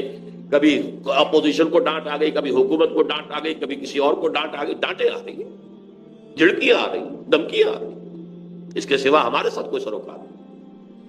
ابھی جو وہاں ملاقاتیں ہوئی ہیں فورن منسٹرز کے ساتھ، تو میڈلن البرائٹ کا جو رویہ تھا ہندوستان کے وزیر خارجہ کے ساتھ اور جو ہمارے وزیر خارجہ کے ساتھ، زمین و آسمان کا تھا۔ ان کو کاؤنسلنگ ہو رہی ہے، ان کے لیے جو ہے۔ پھر یہ آج کی جو خبر ہے وہ یہ ہے کہ اب زیادہ مضبوط حکومت بی جے پی کی بن سکے گی۔ تقریباً جو ریزلٹس جو ہیں جو آئے ہیں، اب ان کی پوزیشن ایسی ہو گئی ہے کہ شاید انہیں، خیر وہ ایبسولوٹ میجورٹی بی جے پی کی تو نہیں، اس کے الائز کے ساتھ جو ہے، لیکن بہت مستحکم حکومت ہوگی، وہ اتنی باریک، وہ اتنی کمزور حکومت نہیں ہے۔ اور بی جے پی کے عزائم جب تک ابھی وہ کچھ اپنے الائز کے لیے ساتھ بندھی ہوئی ہے، ایبسولوٹ میجورٹی اسے نہیں ملی ہے، تب تک تو اس نے کچھ چیزوں کو ابھی روک لیا ہے، وہ الائز کے دباؤ کے تحت۔ کامن سول کوڈ روک لیا ہے، کشمیر کا اسپیشل اسٹیٹس روک لیا ہے، اور جو ان کے دل کی بات ہے وہ روک دی ہے۔ دل کی بات یہ کہ پاکستان کو ختم کرنا ہے، لیکن یہ کہ ان کے انڈیویجول تو زبانوں پر آنا شروع ہو گیا۔ آج تک کئی 50 برس میں کسی نے یہ نہیں کہا تھا جو اب کہا جا رہا۔ جو رخ ہے دنیا حالات کا، اس کو اس سے پہچانیے۔ بھارت پاکستان کے بغیر نامکمل ہے۔ آر ایس ایس کا یہ ڈکلیئرڈ گول ہے اکھنڈ بھارت دوبارہ قائم کرنا اور پاکستان کو ختم کرنا، اور یہی نہیں، ہندوستان کی پوری سرزمین کو پاک کرنا ان ملیچھوں سے، مسلمانوں سے، ڈکلیئرڈ ہے۔ یہ ہے رخ ادھر جا رہا، کس تیزی کے ساتھ گریجولی وہ بی جے پی بڑھتے بڑھتے کہاں سے کہاں آ گئی ہے، اور اگر کہیں اسے ایبسولوٹ میجورٹی حاصل ہو گئی تو جو حال ہوگا اسے سامنے رکھیے۔ لیکن جب تک ایسا نہیں ہے، یہ بریدنگ سپیس اللہ تعالیٰ جب تک ہمیں دے رہا ہے، اگر ہم کمر ہمت کسیں گے تو کچھ ہوگا۔ لیکن اب میں اجمالاً صرف یہ بتاؤں گا کہ نظام خلافت ہے کیا، اس لیے کہ جیسا کہ آپ کے سامنے آ چکا ہے، میں نے یہاں 4 لیکچرز دیے تھے غالباً جنا ہال میں۔ نظام خلافت حقیقت میں کیا ہے، جب تک نبوت کا سلسلہ جاری تھا اس وقت تک کیا تھا، ختم نبوت کے بعد اس کی شکل کیا ہے جو خلافت راشدہ میں بنی، اب اس کی شکل کیا ہو۔ عبدالرزاق صاحب نے تو صرف وہی ذکر کیا ہے کہ اب اگر نظام خلافت قائم ہوگا تو اس کا سیاسی نظام کیا ہوگا، معاشی نظام کیا ہوگا اور سماجی نہیں۔ میں نے تو اس سے اصولی بحث کی۔ خلافت اصل میں اسے کہتے ہیں کہ اللہ کی زمین پر اللہ کی حکومت ہو۔ اللہ جو ہے براہ راست حکومت نہیں کرتا، جب تک نبوت جاری تھی جو انبیاء ہوتے تھے وہی اللہ کے خلیفہ ہوتے تھے، اس لیے کہ ان کے پاس حکم آ رہا ہے۔ جیسے وائس رائے ہوتا تھا دہلی میں بیٹھا ہوا، ہمارا بادشاہ یا ہماری ملکہ تو انگلستان میں ہوتی تھی، وائس رائے ہوتا تھا یہاں۔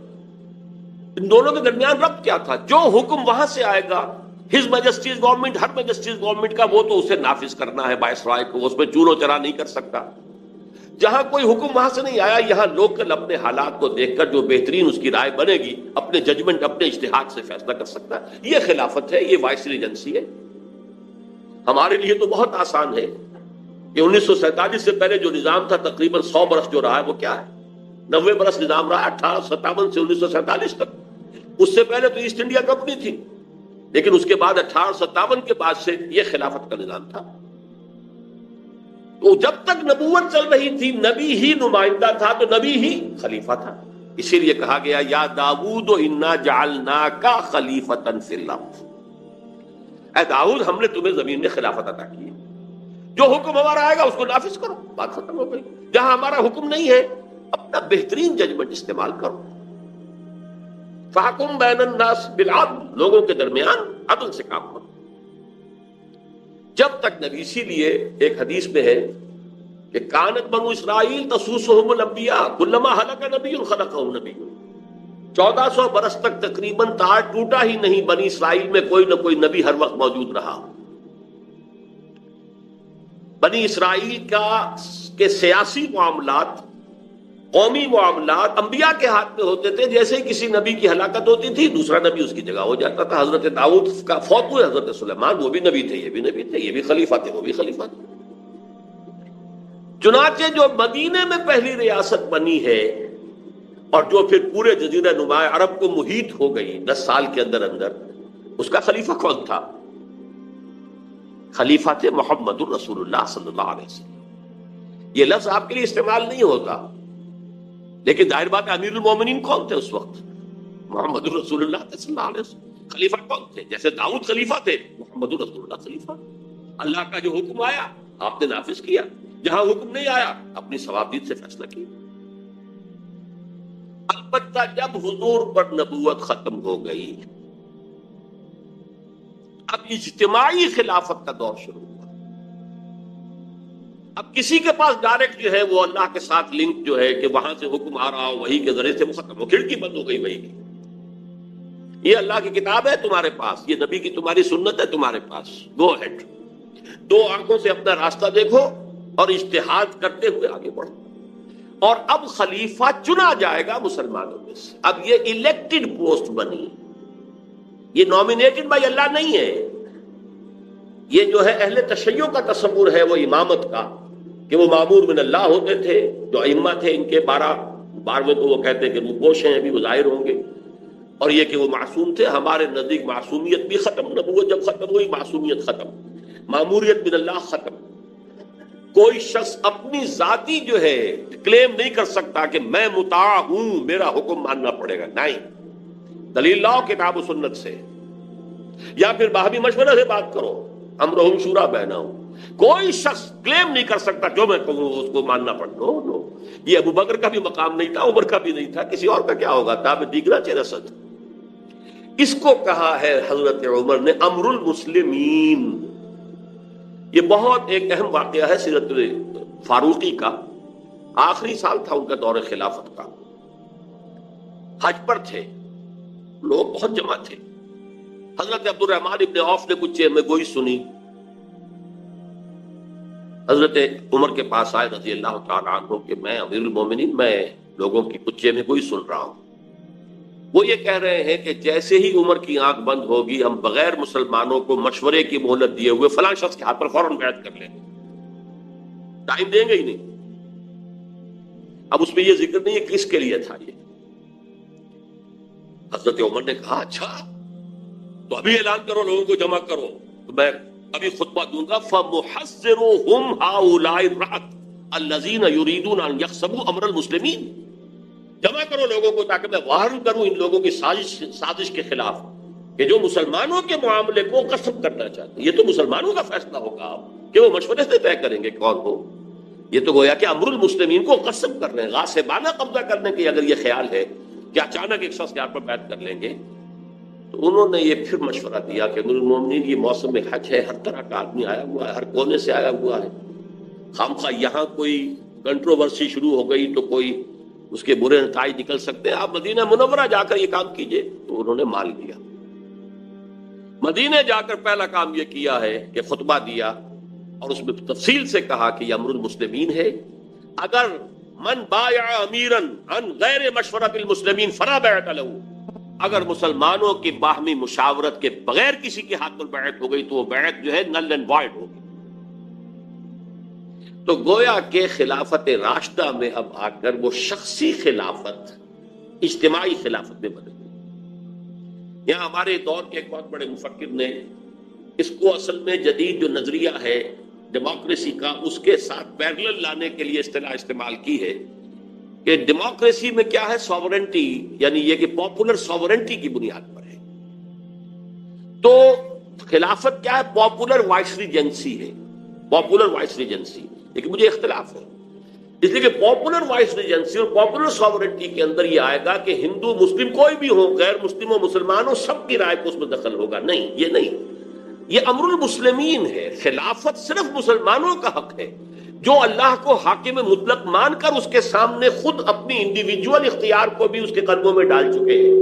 سپردم میں تو مایا خیش رات و دانی ہم حساب کم و بیش رات، ان کا حق ہے کہ خلافت انہیں ملے. یہ خلافت المسلمین ہے.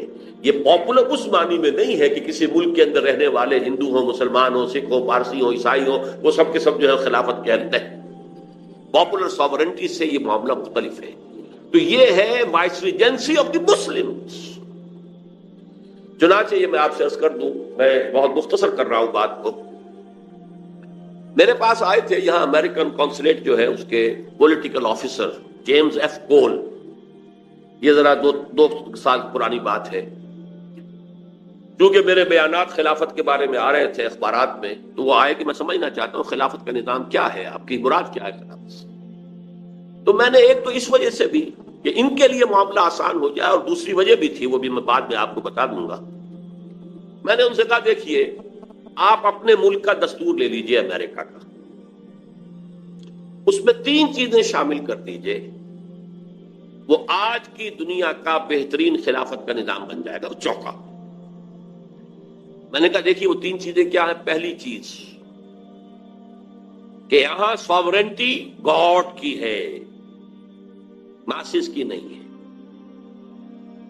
نمبر 2، وضاحت اور صراحت. یہاں کسی سطح پر، وہ فیڈرل ہو، اسٹیٹ لیول ہو، کاؤنٹی لیول ہو، کوئی قانون، کوئی ہدایت، کوئی انسٹرکشن، کوئی رول نہیں بنایا جا سکتا جو خدا کی کتاب اور اس کے رسول کی سنت کے خلاف. دوسری بات یہ طے کر دیجیے.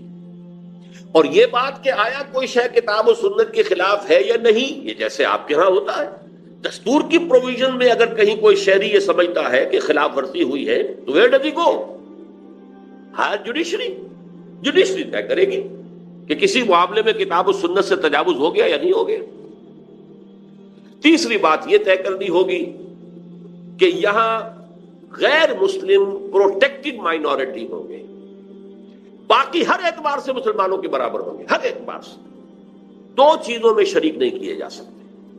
لیجسلیشن میں شریک نہیں کیے جا سکتے، اس لیے کہ لیجسلیشن کی بنیاد کتاب و سنت ہے. They don't believe in either. Number 2، جو ہائیسٹ پالیسی ہوگی ملک کی، ہائیسٹ، اس لیول پر انہیں ایسوسیٹ نہیں کیا جا سکتا. اس کی وجہ کیا ہے؟ جہاں بھی اسلامی ریاست اور خلافت قائم ہو جائے گی، اس کی ٹاپ پرائرٹی یہ ہوگی کہ یہ نظام پوری دنیا میں پھیلے. یہ ٹاپ ہوگی. ظاہر بات ہے کہ ایک نان مسلم سے ہم یہ توقع نہیں رکھتے کہ وہ سبسکرائب کرے گا اس کو اور اس کے ساتھ اس کی سوچ ہوگی. بس باقی ہر شے کے اندر مسلمانوں کے برابر، ان کی عقیدے کی آزادی، ان کی عبادت گاہوں کی حفاظت مسجدوں سے بڑھ کر کی جائے گی. سورہ حج کی آیت کے اندر جو ہے مساجد کا ذکر بعد میں آتا ہے. صوامع و بیع و صلوات و مساجد یذکر فیہا اسم اللہ کثیرا. مسجدوں کا ذکر بعد میں ہے. صومعے اور گرجے اور جو ان کے صلوتے ہیں، سینیگاگز، ان کا ذکر پہلے یہودیوں کی حفاظت کی جائے گی. ان کا پرسنل لا ان کو پورا گارنٹی کیا جائے گا. اچھا، جزیہ سے جو لوگ خام خواہ اسے گالی سمجھتے ہیں، یہ ٹیکس ہے. آج بھی ہر شخص ٹیکس دے رہا ہے، جزیہ دے رہا ہے. مسلمانوں سے زکوٰۃ لی جائے گی، ان سے جزیہ نہیں، ان سے زکوٰۃ تو نہیں لی جا سکتی. They will have to pay tax. جزا سے ہے. یہ جزا کے معنی ذمہ کسے کہتے ہیں؟ گالی نہیں ہے. ذمہ کیا ہے؟ جس کی حفاظت کا ذمہ لیا اسلامی ریاست. اگر کسی وقت اسلامی ریاست پر ایسا کڑا وقت آ جاتا ہے کہ ہر شخص کو جنگ کے اندر جو ہے جانا پڑے، تب بھی ہم ذمہ سے نہیں کہہ سکتے کہ تم جاؤ اور لڑو. اس لیے کہ وہ اس کی حفاظت تو ہم نے پروٹیکشن کا ذمہ لیا ہوا. We are responsible. جیسے کہ حضرت خالد ابن ولید نے رضی اللہ تعالی عنہ شام میں ایک شہر فتح کیا، وہاں کے لوگوں سے جزیہ کلیکٹ کر لیا، وہاں سے آگے بڑھ گئے. لیکن بعد میں محسوس ہوا کہ رومی افواج 2 طرف سے گھیرے میں لے رہی ہیں، ہمیں بس پائی اختیار کرنی پڑی. وہ شہر بھی چھوڑنا پڑا. وہ ساری رقم جو جزیہ کی کلیکٹ کی تھی وہاں سے وہ ان کو واپس کر دی کہ آپ کی حفاظت کا ذمہ ہم نے لیا تھا، اس کا یہ بدل تھا. ہم اس پوزیشن میں نہیں ہیں، ہمیں اس وقت جانا پڑ رہا ہے پیچھے، یہ جزیہ آ دے. ان کو آپ ڈرافٹنگ نہیں کر سکتے. فوج کے اندر زبردستی نہیں لا سکتے، لیکن ہر مسلمان وہ لازمن جب بھی ضرورت ہوگی اسے فوج کی سروس کرنی ہے، تو پیپلز آرمی بنے گی وہاں، یہ صرف تھوڑی اسٹینڈنگ آرمی تھوڑی ہوگی، ہر شخص فوجی ہوگا جیسے کہ پیپلز آرمی ہے چائنا کے اندر۔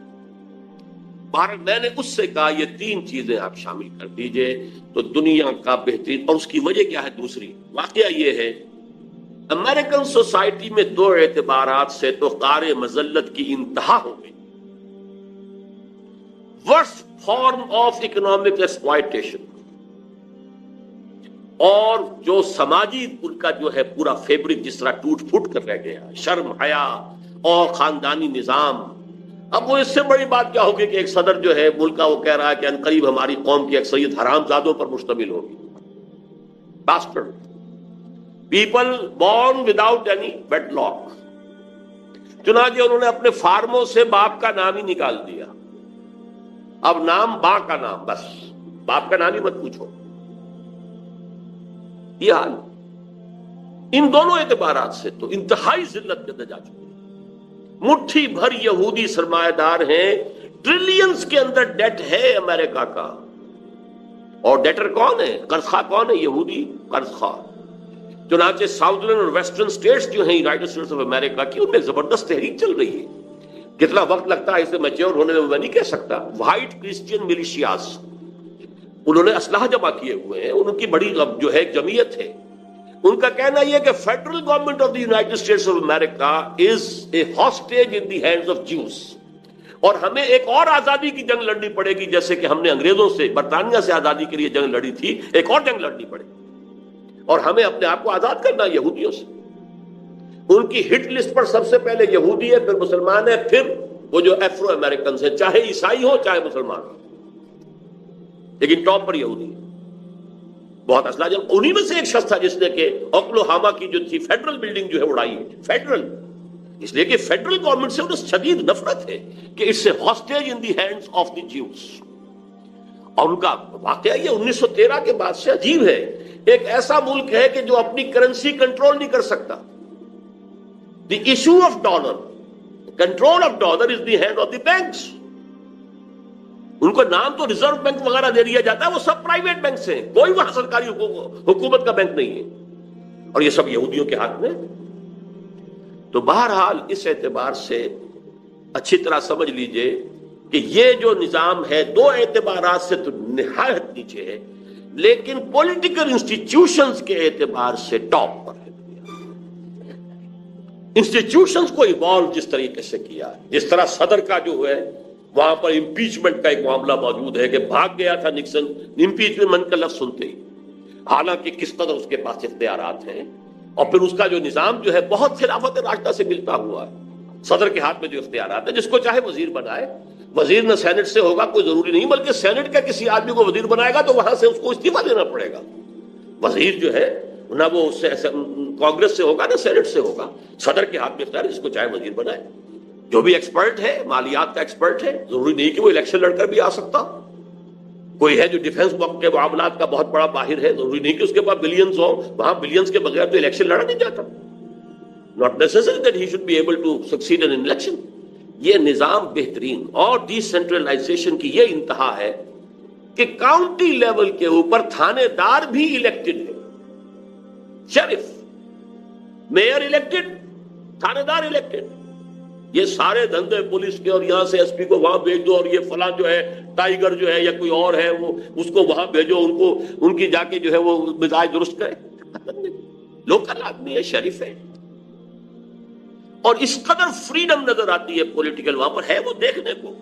نظام جو ہے وہ تو چونکہ ووٹنگ کا نظام ہے، اور جو سارے ذرائع ابلاغ یہودیوں کے ہاتھ میں ہے، تو ایک طریقے سے اس وقت ڈی فیکٹو جو ہے وہ بن گیا ہے، اس کے معاشی نظام کی وجہ سے ڈی فیکٹو تو وہ ہے ڈکٹیٹرشپ آف دی کیپیٹلسٹ۔ لیکن انسٹیٹیوشن جو انہوں نے ڈیولپ کیے ہیں وہ میرے نزدیک سوشل ایوولوشن کی ٹاپ ہے۔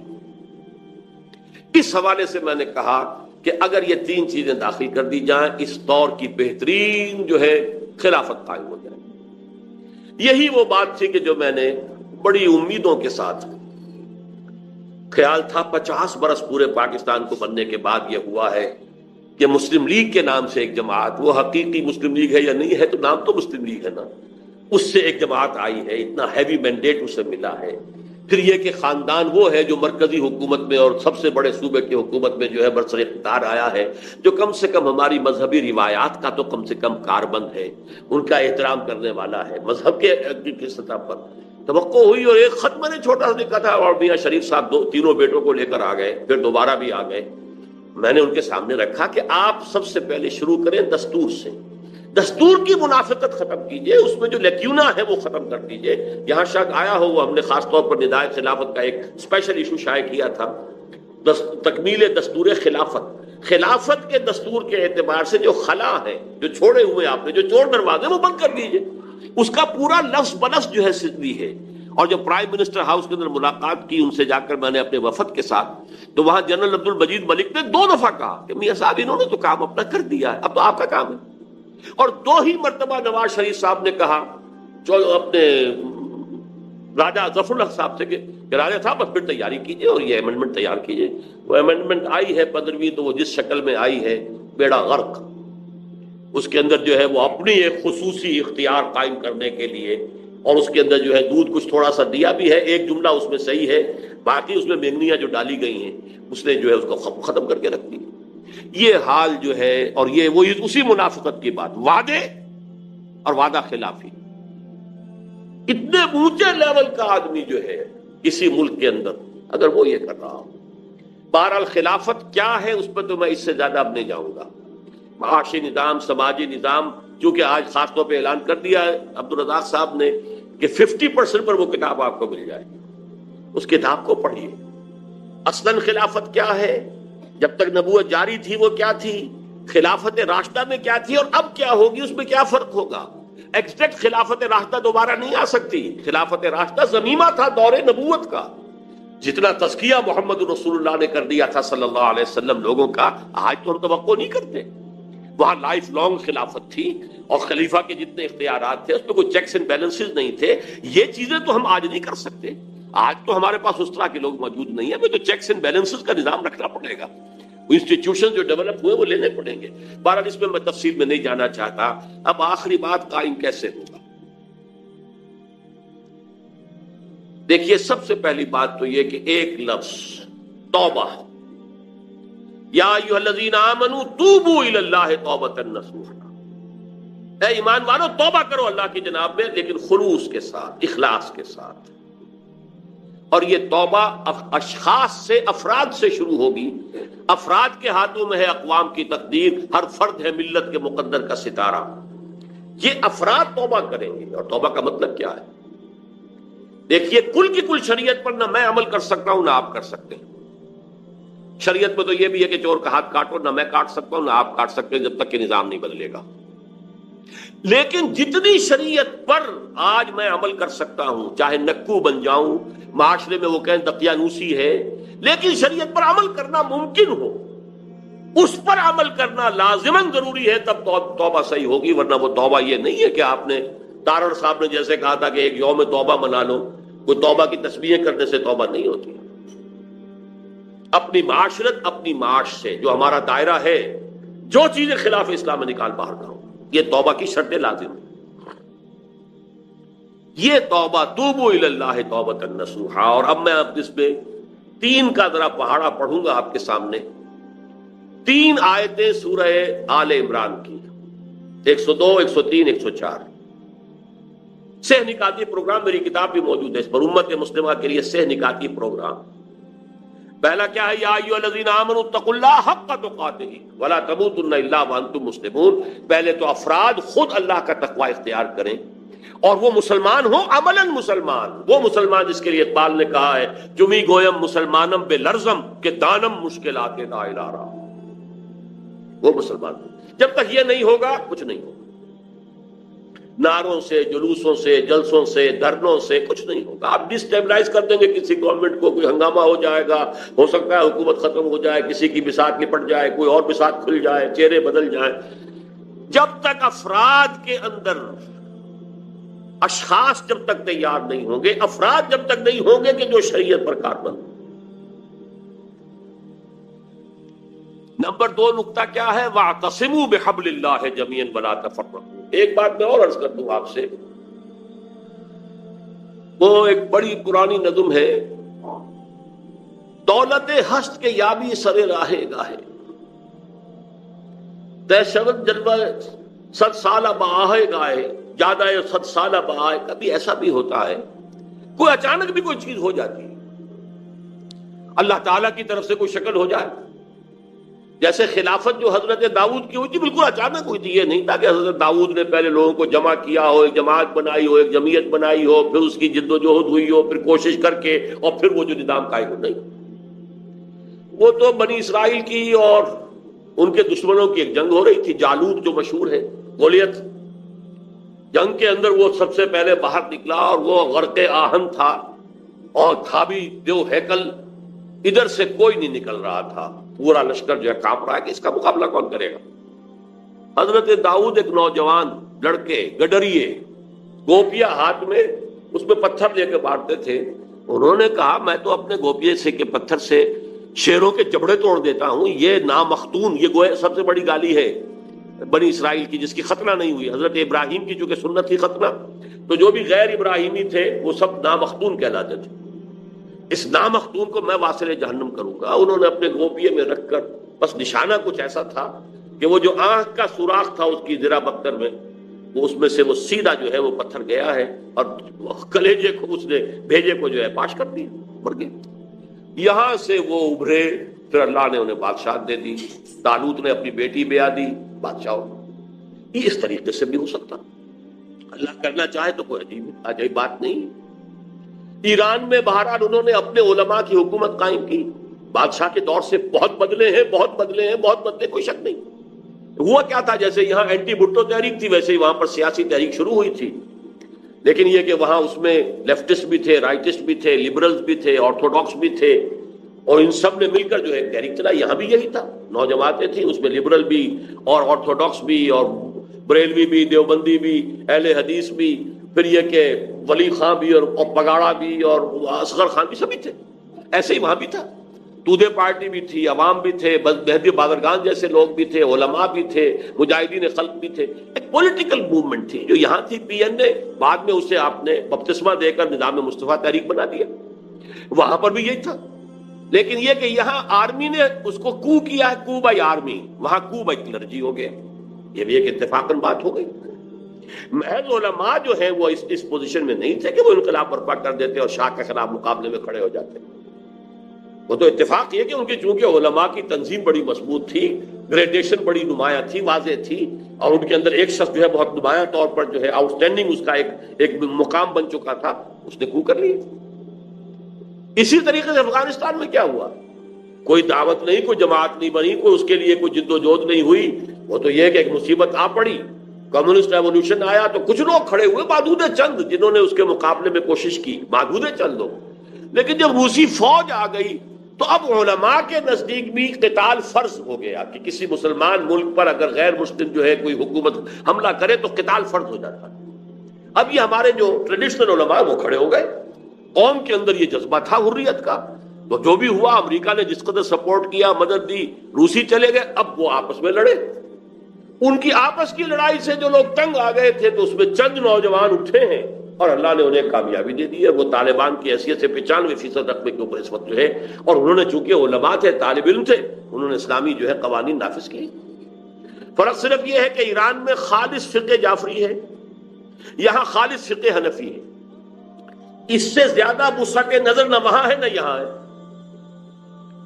لیکن یہ کہ اس کے اوپر غور کیجئے۔ ایک تو ہے یہ اتفاقاً کچھ ہو جائے، کسی ذریعے سے ہو جائے، فرض کیجئے کہ ضیاء الحق صاحب واقعتاً جب آئے تھے اور نظام مصطفیٰ تحریک نے جو جوش اور خروش پیدا کر دیا تھا، تحریک پاکستان سے کہیں بڑھ کر تھا وہ جوش و خروش اس وقت کہ جو مسلمانوں میں تھا، اگر وہ تل گئے ہوتے کہ کم وقت میں نے اب یہاں نافذ کرنا ہی کرنا ہے، کوئی ریزرویشن نہ ہوتی، کوئی تدریج کا معاملہ، انہیں تو فکر یہ رہی کہ میری حکومت نہ جائے، میں ہوں گویا کہ یہاں کا پروٹیکٹر، لہذا اس کو بھی راضی کرنا ہے، فلم سٹاروں کو بھی راضی رکھنا ہے، فلاں کو بھی کرنا ہے، آرٹسٹوں کو بھی راضی رکھنا ہے، مولویوں کو بھی ذرا خوب اچھا ان کو 5 سٹار ہوٹل کے اندر ٹھہرا کر انہیں بھی راضی رکھنا ہے۔ اس میں انہوں نے سارا موقع ضائع کر دیا۔ چنانچہ یہ بات میں آپ سے جو کہہ رہا ہوں ان کے منہ پر میں نے کہی تھی۔ 20 اگست 1980 کو، ابھی 3 سال ہوئے تھے انہیں آئے ہوئے، پہلا علماء کنونشن تھا، اس میں انہوں نے مجھے بھی دعوت دی تھی۔ میں نے کہا تھا مجھے اجازت دیجئے کہ میں آپ سے کہوں کیونکہ دو آرڈیننس لے کر آئے تھے وہ، ایک زکوٰۃ آرڈیننس اور ایک حدود آرڈیننس، اور اسی پر کہہ رہے تھے کہ مجھے ہمیں بتایا جائے کہ یہ ٹھیک ہے کیا ہے، فیڈ بیک چاہیے، ویسے تو سیاست کا میدان بند ہے۔ میں نے کہا سب سے پہلی بات جو میں کہنا چاہوں گا، مجھے اجازت دیجئے کہ آپ نے نظام مصطفیٰ تحریک کی ساری سٹیم آؤٹ کر دی، 3 سال گزار دیے آپ نے، جو اصل وقت تھا کام کرنے کا وہ آپ نے جو ہے گزار دیا، وہ تو سٹیم ہی نکل گئی۔ اب آپ کی چیزیں جو ہے اس کی مخالفت میں لوگ کھڑے ہو جائیں، اور ہو گئے اہل تشیع نے 50,000 نے جا کے گھیراؤ ڈال لیا، اور یہ کہ ہم زکوٰۃ نہیں دیں گے، زکوٰۃ سے ایگزم کیے جائیں، شیعہ سنی کا فرق ڈال دیا، بے شمار سنیوں کو شیعہ بننے کا جو ہے راستہ کھول دیا۔ بہرحال اگر ہوتا یہ کہ واقعتاً ان کے اندر وہ ارادہ ہوتا کہ چاہے میں رہوں نہ رہوں اسلام تو آئے گا، تو کچھ ہو سکتا تھا، لیکن یہ چیزیں وہ نہیں ہے کہ جس سے ہم پلان کر سکیں۔ پلاننگ کے لیے ہمیں سیرت النبی کی طرف روشنی جو ہے وہ اپنی نگاہ کرنی ہے، حضور نے کیسے کیا صلی اللہ علیہ وسلم۔ جیسے کہ حضرت امام مالک نے فرمایا، یہ میری احادیث آپ کو اس کتاب میں مل جائیں گی، ان کا قول لا يصلح آخر هذه الامه الا بما صلح به اولها، اس امت کے آخری حصے کی اصلاح نہیں ہو سکتی مگر اسی طریقے سے جس سے پہلے حصے کی اصلاح ہوئی تھی۔ آخری حصہ اس حدیث کی روح سے جو میں آپ کو بتا چکا ہوں، خلافت علی منہاج النبوہ، پہلا حصہ وہ بھی خلافت علی منہاج النبوہ، جیسے وہ قائم ہوئی تھی ویسے ہی اب قائم۔ وہ طریقہ ہے یہ کہ سب سے پہلے افراد جن میں ایمان اتنا گہرا ہو جائے کہ وہ شریعت جس پر بھی وہ عمل کر سکتے ہو، سودی کاروبار ہے ختم کریں، اگر وہ پراٹھے نہیں کھا سکتے، 2 وقت روٹی نہیں کھا سکتے، 1 وقت روٹی کھائیں، ٹھیک ہے۔ صحابہ سے بھی کہا تھا اللہ نے کہ وَلَنَبْلُوَنَّكُمْ بِشَيْءٍ مِّنَ الْخَوْفِ وَالْجُوعِ وَنَقْصٍ مِّنَ الْأَمْوَالِ وَالْأَنفُسِ وَالثَّمَرَاتِ، تو یہ تو امتحان لینے ہیں اللہ نے۔ پہلا کام ہے یا ایھا الذین آمنوا اتقوا اللہ حق تقاتہ ولا تموتن الا وانتم مسلمون۔ دوسرا کام واعتصموا بحبل اللہ جميعا ولا تفرقوا، اب ایک جمعیت، جماعت، تنظیم، اس کے لیے جمع ہو جاؤ۔ حبل اللہ یہاں آیا ہے، اور حبل اللہ سے مراد وہ حدیث میں نے شروع میں آپ کو سنائی تھی، ہوا حبل اللہ المتین، قرآن مجید، لیکن یہی لفظ آیا ہے یہود کے تذکرے میں، ضربت علیہم الذلۃ اینما ثقفوا الا بحبل من اللہ وحبل من الناس۔ لوگوں کے ساتھ بھی ایک حبل ہو سکتی ہے، اور ایک اللہ کے ساتھ حبل ہے۔ اللہ کے ساتھ حبل اللہ کی کتاب ہے، لوگوں کے ساتھ حبل اپنے میں سے کسی کے ہاتھ پر بیعت کرو اور اپنے آپ کو اس کے ساتھ اس رشتے کے اندر استوار کر دو، جوڑ دو، یہ جو تم کہو گے کریں گے۔ آج اس کی شکل ہمارے پڑوس کے اندر افغانستان میں موجود ہے۔ ایران میں ڈائیکاٹمی ہے، ایک صدر بھی بیٹھا ہوا ہے تو ایک وہ جو ہے وہ ان کا جو عالم ہے وہ اس کا نگران بھی موجود ہے۔ یہ ان کے درمیان کیا بیلنس ہو، جب میں گیا تھا 2 سال ہوئے ہیں تو ان کے درمیان یہ مسئلہ چل رہا تھا کہ کیا بیلنس آف پاور تو ان میں ہو نہیں سکتا، جیسے ہمارے یہاں صدر اور وزیر اعظم کے درمیان کیا بیلنس ہوگا، یا درشنی پہلوان ہو جائے گا جیسے آج کل کے ہمارے صدر صاحب ہیں، اور یا یہ ہے کہ پھر وہ صدر وہ ہوگا کہ جو جس وزیر اعظم کو چاہے کان سے مروڑے اور نکال دوں۔ لیکن یہ کہ توحید، امیر ایک امیر المومنین ہے، اس سے بیعت ہے سب کی، جس کو حکم دے، جس کمانڈر کو ہٹائے، جس کو جو وہاں پہ لگائے، اس کا اختیار ہے۔ آنے واحد میں یہی نظام جماعت جب تک نہیں ہوگا وہ ہم کامیابی کی طرف آگے نہیں بڑھ سکتے۔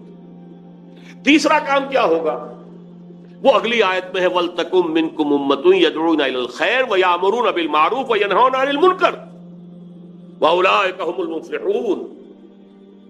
تم سے اب ایک ایسی جمعیت وجود میں آ جانی چاہیے جو 3 کام کرے۔ میں نے کہا تھا 3 کا پہاڑا پڑھوں گا، پہلے تو 3 آیتیں ہوئیں، ایک تو پہلے خود اسلام پر عمل پیرا ہو، پھر ایک شخص کے ساتھ بیعت کر کے ایک جمعیت بنو۔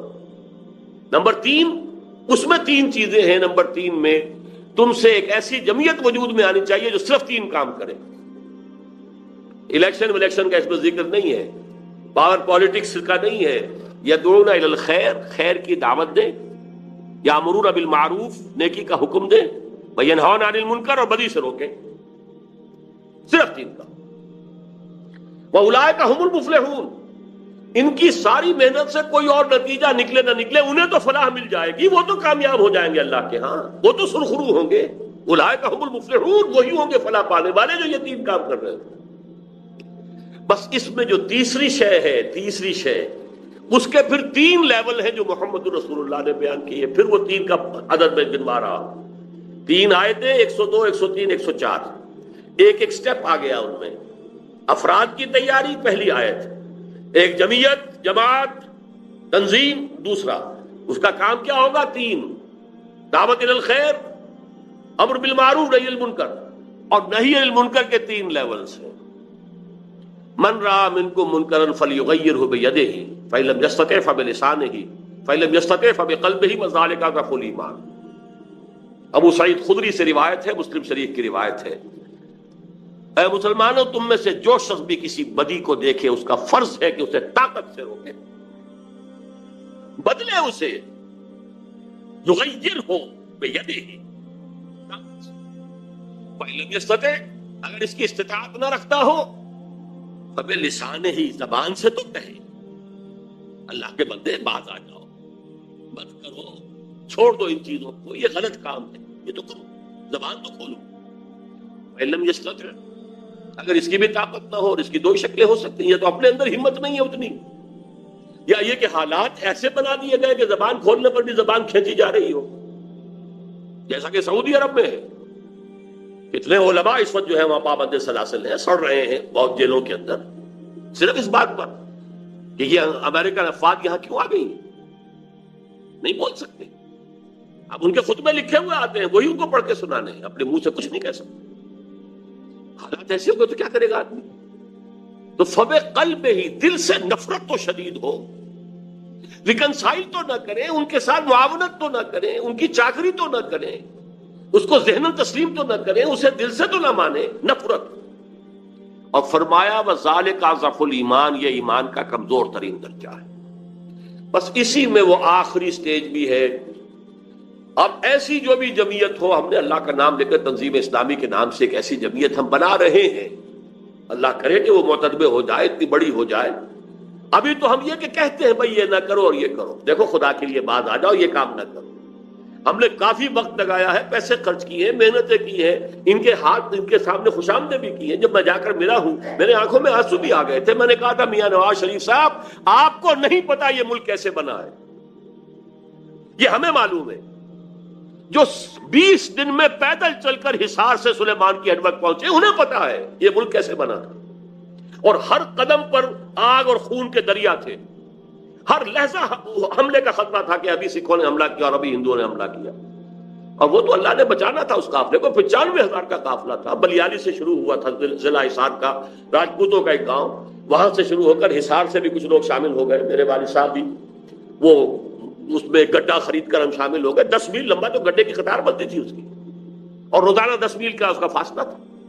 20 دن 3 دن پڑاؤ ہو گیا، قلعہ والی میں قلعہ گڑ گیا، قلعہ والی کوئی جگہ ہے ضلع فیروز پور کا، ورنہ اس سے آگے جو ہے طے ہو چکا تھا، جو انڈین آرمی آ رہی تھی ہمارے ساتھ اسکورٹ کا، اس کا وہاں کے سکھوں سے فیصلہ ہو چکا، سودا ہو چکا، اور یہ کہ اب آپ چھوڑ دو گے اور ہم سب کو لوٹیں گے اور قتل کریں گے اور ماریں گے۔ اللہ کا کرنا ایسا ہوا، 3 دن وہاں پڑاؤ رہا، پاکستانی فوج وہاں پہنچ گئی، اس نے چارج لے لیا۔ انہیں پتا نہیں تھا کہ اسکورٹ بدل گئی، انہوں نے حملہ کیا، پھر جو ان کی پٹائی ہوئی اللہ نے بچایا، ورنہ پورے قافلے کٹے ہیں، ختم ہوئے، پوری ٹرینیں آئی ہیں کہ کوئی سسکتا ہوا تڑپتا ہوا ایک آدمی جو ہے وہ پوری ٹرین کے اندر سے بچا ہوا آیا ہے، باقی سب کی ٹرین ختم ہوئی۔ پاکستان اس طرح بنا تھا، میرے آنکھوں میں آنسو آ گئے تھے۔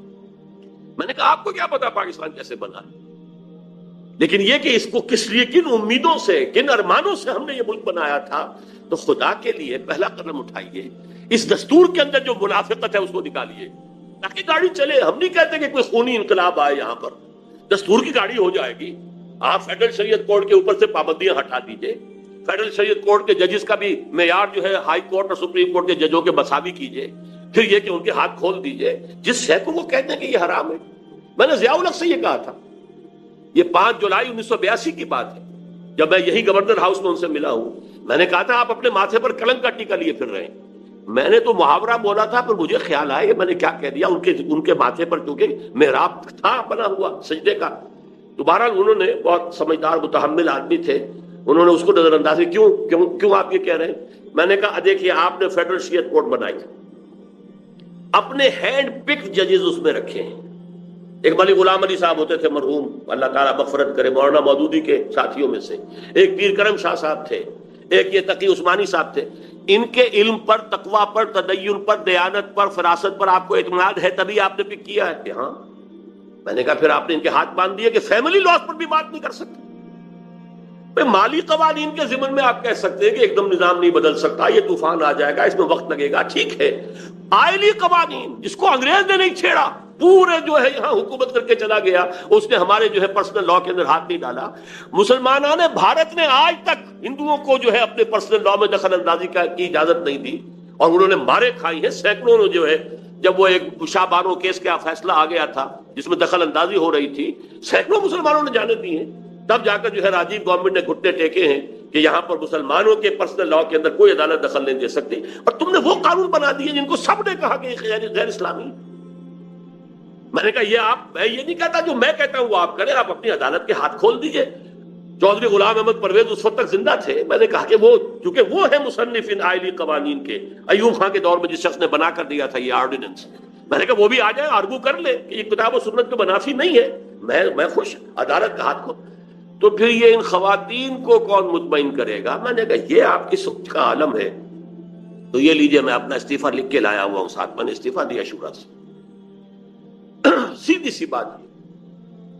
لیکن نہیں انل منکر باللسان تو کرتے رہے نا, گونگے شیطان تو نہ بنے, کہے تو صحیح کہ صحیح کام یہ ہے یہ کرو اور یہ غلط کام ہے مت کرو. لیکن جب یہ جمعیت اتنی ہو جائے, اتنی طاقتور ہو, میرے اندازے میں 2 لاکھ افراد, 14 کروڑ میں 2 لاکھ کتنے فیصد بنیں گے اس ملک میں سے نہیں نکل سکتے. لیکن شرط یہ ہو کہ وہ اپنی ذات پر اسلام نافذ کر چکے, اپنے گھر میں نافذ. یہ ہے سب سے بڑی مشکل منزل, یہی کٹھن ہے قوموں کی زندگی میں. اپنی ذات, یہ نہیں ہے تو کچھ نہیں, یہ نہیں تو بابا پھر سب کہانیاں, پھر گھر میں بیٹھیے, اسلام کو بدنام نہ کیجیے.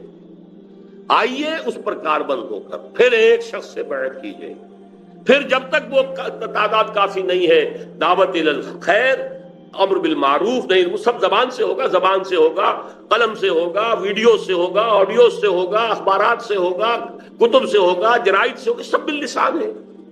لیکن جب طاقت اتنی ہو جائے کہ یہ قیادت جو ہے اس جماعت کی محسوس کرے کہ now we can risk a head on collision with the system establishment, تب وہ میدان میں آئے. اب ہاتھ سے روکیں گے, اب نہیں ہونے دیں گے یہ غلط کام, یہ حرام کام نہیں ہونے دیں گے, یہ ہم نہیں ہے, یہ نہیں. گھیراؤ کریں گے, پکٹنگ کریں گے, جلاؤ نہیں کریں گے. خود مرنے کو تیار ہوں گے, گولیاں چلاؤ, مریں گے, جانے دیں گے. شہادت ہے مطلوب و مقصود مومن, نہ مال غنیمت نہ کشور کشائی, کسی کو ماریں گے نہیں. یہ جو غلطی ہو رہی ہے پورے عالم اسلام میں اس وقت, 2 ہی چیزیں تحریکیں ہیں پوری دنیا میں ہے, مصر میں ہے, الجزائر میں, کہاں نہیں ہے. یہ ترکی میں بھی اب ہو گئی تھی کہ ایک رفاع پارٹی جو ہے انتخابات کے ذریعے سے آ گئی تھی, لیکن وہ یہ کہ ایبسولوٹ میجورٹی میں نہیں تھی, لیکن فوج نے آ کے روک دیا. الجزائر کے اندر بھی وہ FIS جو ہے پہنچ گئی تھی, لیکن پھر فوج نے روک دیا. پھر لیکن بیلٹ کا رستہ رکتا ہے تو بلٹ پہ آ جاتے. ترکی میں ابھی نہیں آئے ہیں, وہاں کے حالات ایسے نہیں ہیں, لیکن الجزائر میں تو یہی ہوا, مصر میں یہی ہو رہا ہے. لہذا یہ دونوں کام غلط ہیں. پر امن مظاہرہ, پر امن گھیراؤ اور پکٹنگ, جیسے کہ شیعوں نے کر کے دکھا دی. اسلام آباد کا جو ہے گھیراؤ کیا سیکرٹریٹ کا, 50,000 نے, مارو گولیاں چلاؤ ہمیں, ہم جتنی جب مار دو لیکن ہم نہیں اٹھیں گے. اور وہ چیف مارشل ایڈمنسٹریٹر کی ناک رگڑی گئی جب اس نے یہ انڈرٹیکنگ دی کہ ہاں میں تمہیں ایگزم کر دوں گا, تب اٹھے وہاں سے. یہ کام ہے جو کرنے کا ہے. اسی طرح کی ان آرمڈ ریوولٹ کر کے ایرانیوں نے بادشاہ کو بھاگنے پر مجبور کیا ہے.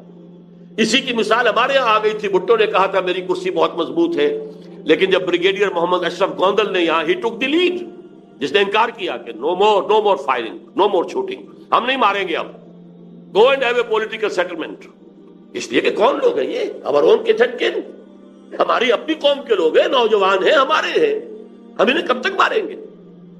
لہٰذا فوج نے جب ہاتھ اٹھا دیے تب اس نے بھٹو نے بلایا تھا, پھر گفتگو ہوئی تھی. وہ تو یہ کہ ایئر مارشل صاحب, جو ایئر مارشل جو تھے وہ علیحدہ کھڑے رہ گئے, ورنہ بہت عمدہ سیٹلمنٹ جو ہے وہ ہو سکتا تھا. بہرحال یہ ہے وہ راستہ کہ جس کو اختیار کر سکتے ہیں, پلان کر سکتے ہیں, بیان کر سکتے ہیں, ڈنکے کی چوٹ کہہ سکتے ہیں. کوئی ہمارے اوپر اعتراض نہیں کر سکتا کہ ہم یہ کام کرنا چاہتے ہیں, یہ ہمارا دستوری حق ہے. ہم کسی کو ماریں گے نہیں, ہم کسی کو جلائیں گے نہیں, ہم کہیں توڑ پھوڑ نہیں کریں گے. لیکن یہ بدی ہے, یہ بینک اب ہم نہیں چلنے دیں گے, یہ جاگیرداری نہیں چلنے دیں گے. یہ جو اخبارات نکلتے ہیں یہ 4 رنگی 5 رنگی تصویریں لے کر عورتوں کی اور ایکٹریس ہوگی، نہیں نکلنے دیں گے۔ ذرا سا گھیراؤ کیا تھا MQM نے جنگ کا کراچی میں، حال کیا ہو گیا تھا کہ وہ یہ تھا کہ یہ ہماری خبریں صحیح شائع نہیں کر رہا ہے، کئی دن جنگ نہیں نکلنے دیا، دفتر کا گھیراؤ کر کے پڑے ہوئے۔ اس کے بعد حال یہ ہو گیا کہ الطاف حسین کو چھینک بھی آئی تو خبر آ گئی فرنٹ پیج کے اوپر کہ آج الطاف صاحب کو چھینک آئی۔ یہ ہوتی ہے عوامی طاقت، لیکن یہ اسلام کو لانے کے لیے وہ عوامی طاقت درکار ہے جس کا نیوکلیس کم سے کم، جس کی ریڑھ کی ہڈی ان لوگوں پر مشتمل ہو۔ یا ایھا الذین آمنوا اتقوا اللہ حق تقاتہ ولا تموتن الا وانتم مسلمون۔ اب اس جد و جہد کے دوران میں اللہ کی نصرت غیبی کدھر سے آئے گی؟ آ سکتی ہے، کسی بھی طرف سے آئے گی۔ فضائے بدر پیدا کر فرشتے تیری نصرت کو اتر سکتے ہیں گردوں سے، قطار اندر قطار اب بھی، وہ دروازہ بند نہیں ہوا، غیبی نصرت کا دروازہ کھلا ہوا ہے، لیکن یو ہیو ٹو کوالیفائی، اس کا مستحق بننا پڑے گا۔ یہ ہے طریقہ اس ملک میں خلافت کے نظام کے قیام کا۔ اللہ تعالیٰ مجھے بھی اس کی ہمت دے، آپ کو بھی ہمت دے، لیکن سب سے پہلے فرد کو بدلنا ہے، اپنے آپ کو بدلنا ہے، اپنی زندگی کے اندر انقلاب لانا ہے، توبہ کرنی ہے اللہ کی جناب میں جو توبۃ النصوح ہو۔ پھر ٹھیک ہے آپ جماعت تلاش کریے، اگر مجھ پر اعتماد نہیں ہے، جہاں جس جماعت کے ساتھ بھی آپ کو، اس کے طریقہ کار کو دیکھیے، اس کی قیادت کو دیکھیے، لگ جائیے کسی نہ کسی جماعت کے ساتھ تاکہ وہ دین کی اقامت کی جد و جہد سے آپ فارغ نہ ہو، کوئی شخص بھی اس سے محروم نہ رہ جائے، اس لیے کہ یہ اس کے ایمان کا تقاضا ہے۔ اقول قولی ھذا واستغفر اللہ لی ولکم ولسائر المسلمین والمسلمات۔ Dream of Pakistan, Jinnah's dream of Pakistan was a civilized, modern, democratic and tolerant society۔ بات صحیح ہے، لیکن صرف یہ ہے کہ آپ ڈاکٹر ہیں، ذرا اس بات کو سمجھ لیجئے کہ ایک ہے سمٹمز، ایک ہے ڈیزیز۔ یہ سمٹم تو میں نے گنوائے ہیں کہ قوم جو ہے منافقت باہمی، نفاق باہمی کا شکار ہو گئی ہے، میں نے گنوائے ہیں۔ وجہ کیا ہے؟ جو ریزان دیترے اس ملک کا تھا، واحد وجہ جواز جو اس ملک کے لیے تھی، ادھر ہم نے پیش رفت نہیں کی۔ لہذا جہاں ویکوم ہوتا ہے تو ویکوم کے اندر تو پھر طوفان آتے ہیں، آندھی آتی ہے۔ اگر ہمارا جو ہے اس مقصد کی طرف فیصلہ کن انداز میں پیش رفت ہوتی، یہ افتراق اور انتشار ہوتا ہی نہ۔ اور اچھی طرح سمجھ لیجئے 1947 تک ہندو کو میں نے مانا ہے کہ ہم سے زیادہ تعلیم یافتہ، زیادہ سرمایہ دار، لیکن کندھے سے کندھا ملا کر ہم نے قیادت دی ہے ہندوستان کے اندر، مسلمانوں نے برابر کی قیادت تھی۔ اس صدی کے آغاز میں تو قیادت تھی ہی مسلمانوں کی، لیکن یہ کہ اس کے بعد بھی ظاہر بات ہے کہ ہندو کی اتنی بڑی جو طاقت جس کا مقابلہ کیا ہے، ہمارے یہاں انٹلیکچوئل کوئی کم نہیں تھے، ہمارے علامہ اقبال جیسی شخصیتیں پیدا ہوئی ہیں، پورے یونیورسلی ایکنالجڈ ہیں۔ آج جو ہمارا قید و رجال ہو گیا، اس کی وجہ یہ ہے کہ ہم اس سے چلے نہیں ہیں، جس کی وجہ سے یہ ساری چیزیں جو ہیں یہ بالکل جو ہے مرجھا کر رہ گئی۔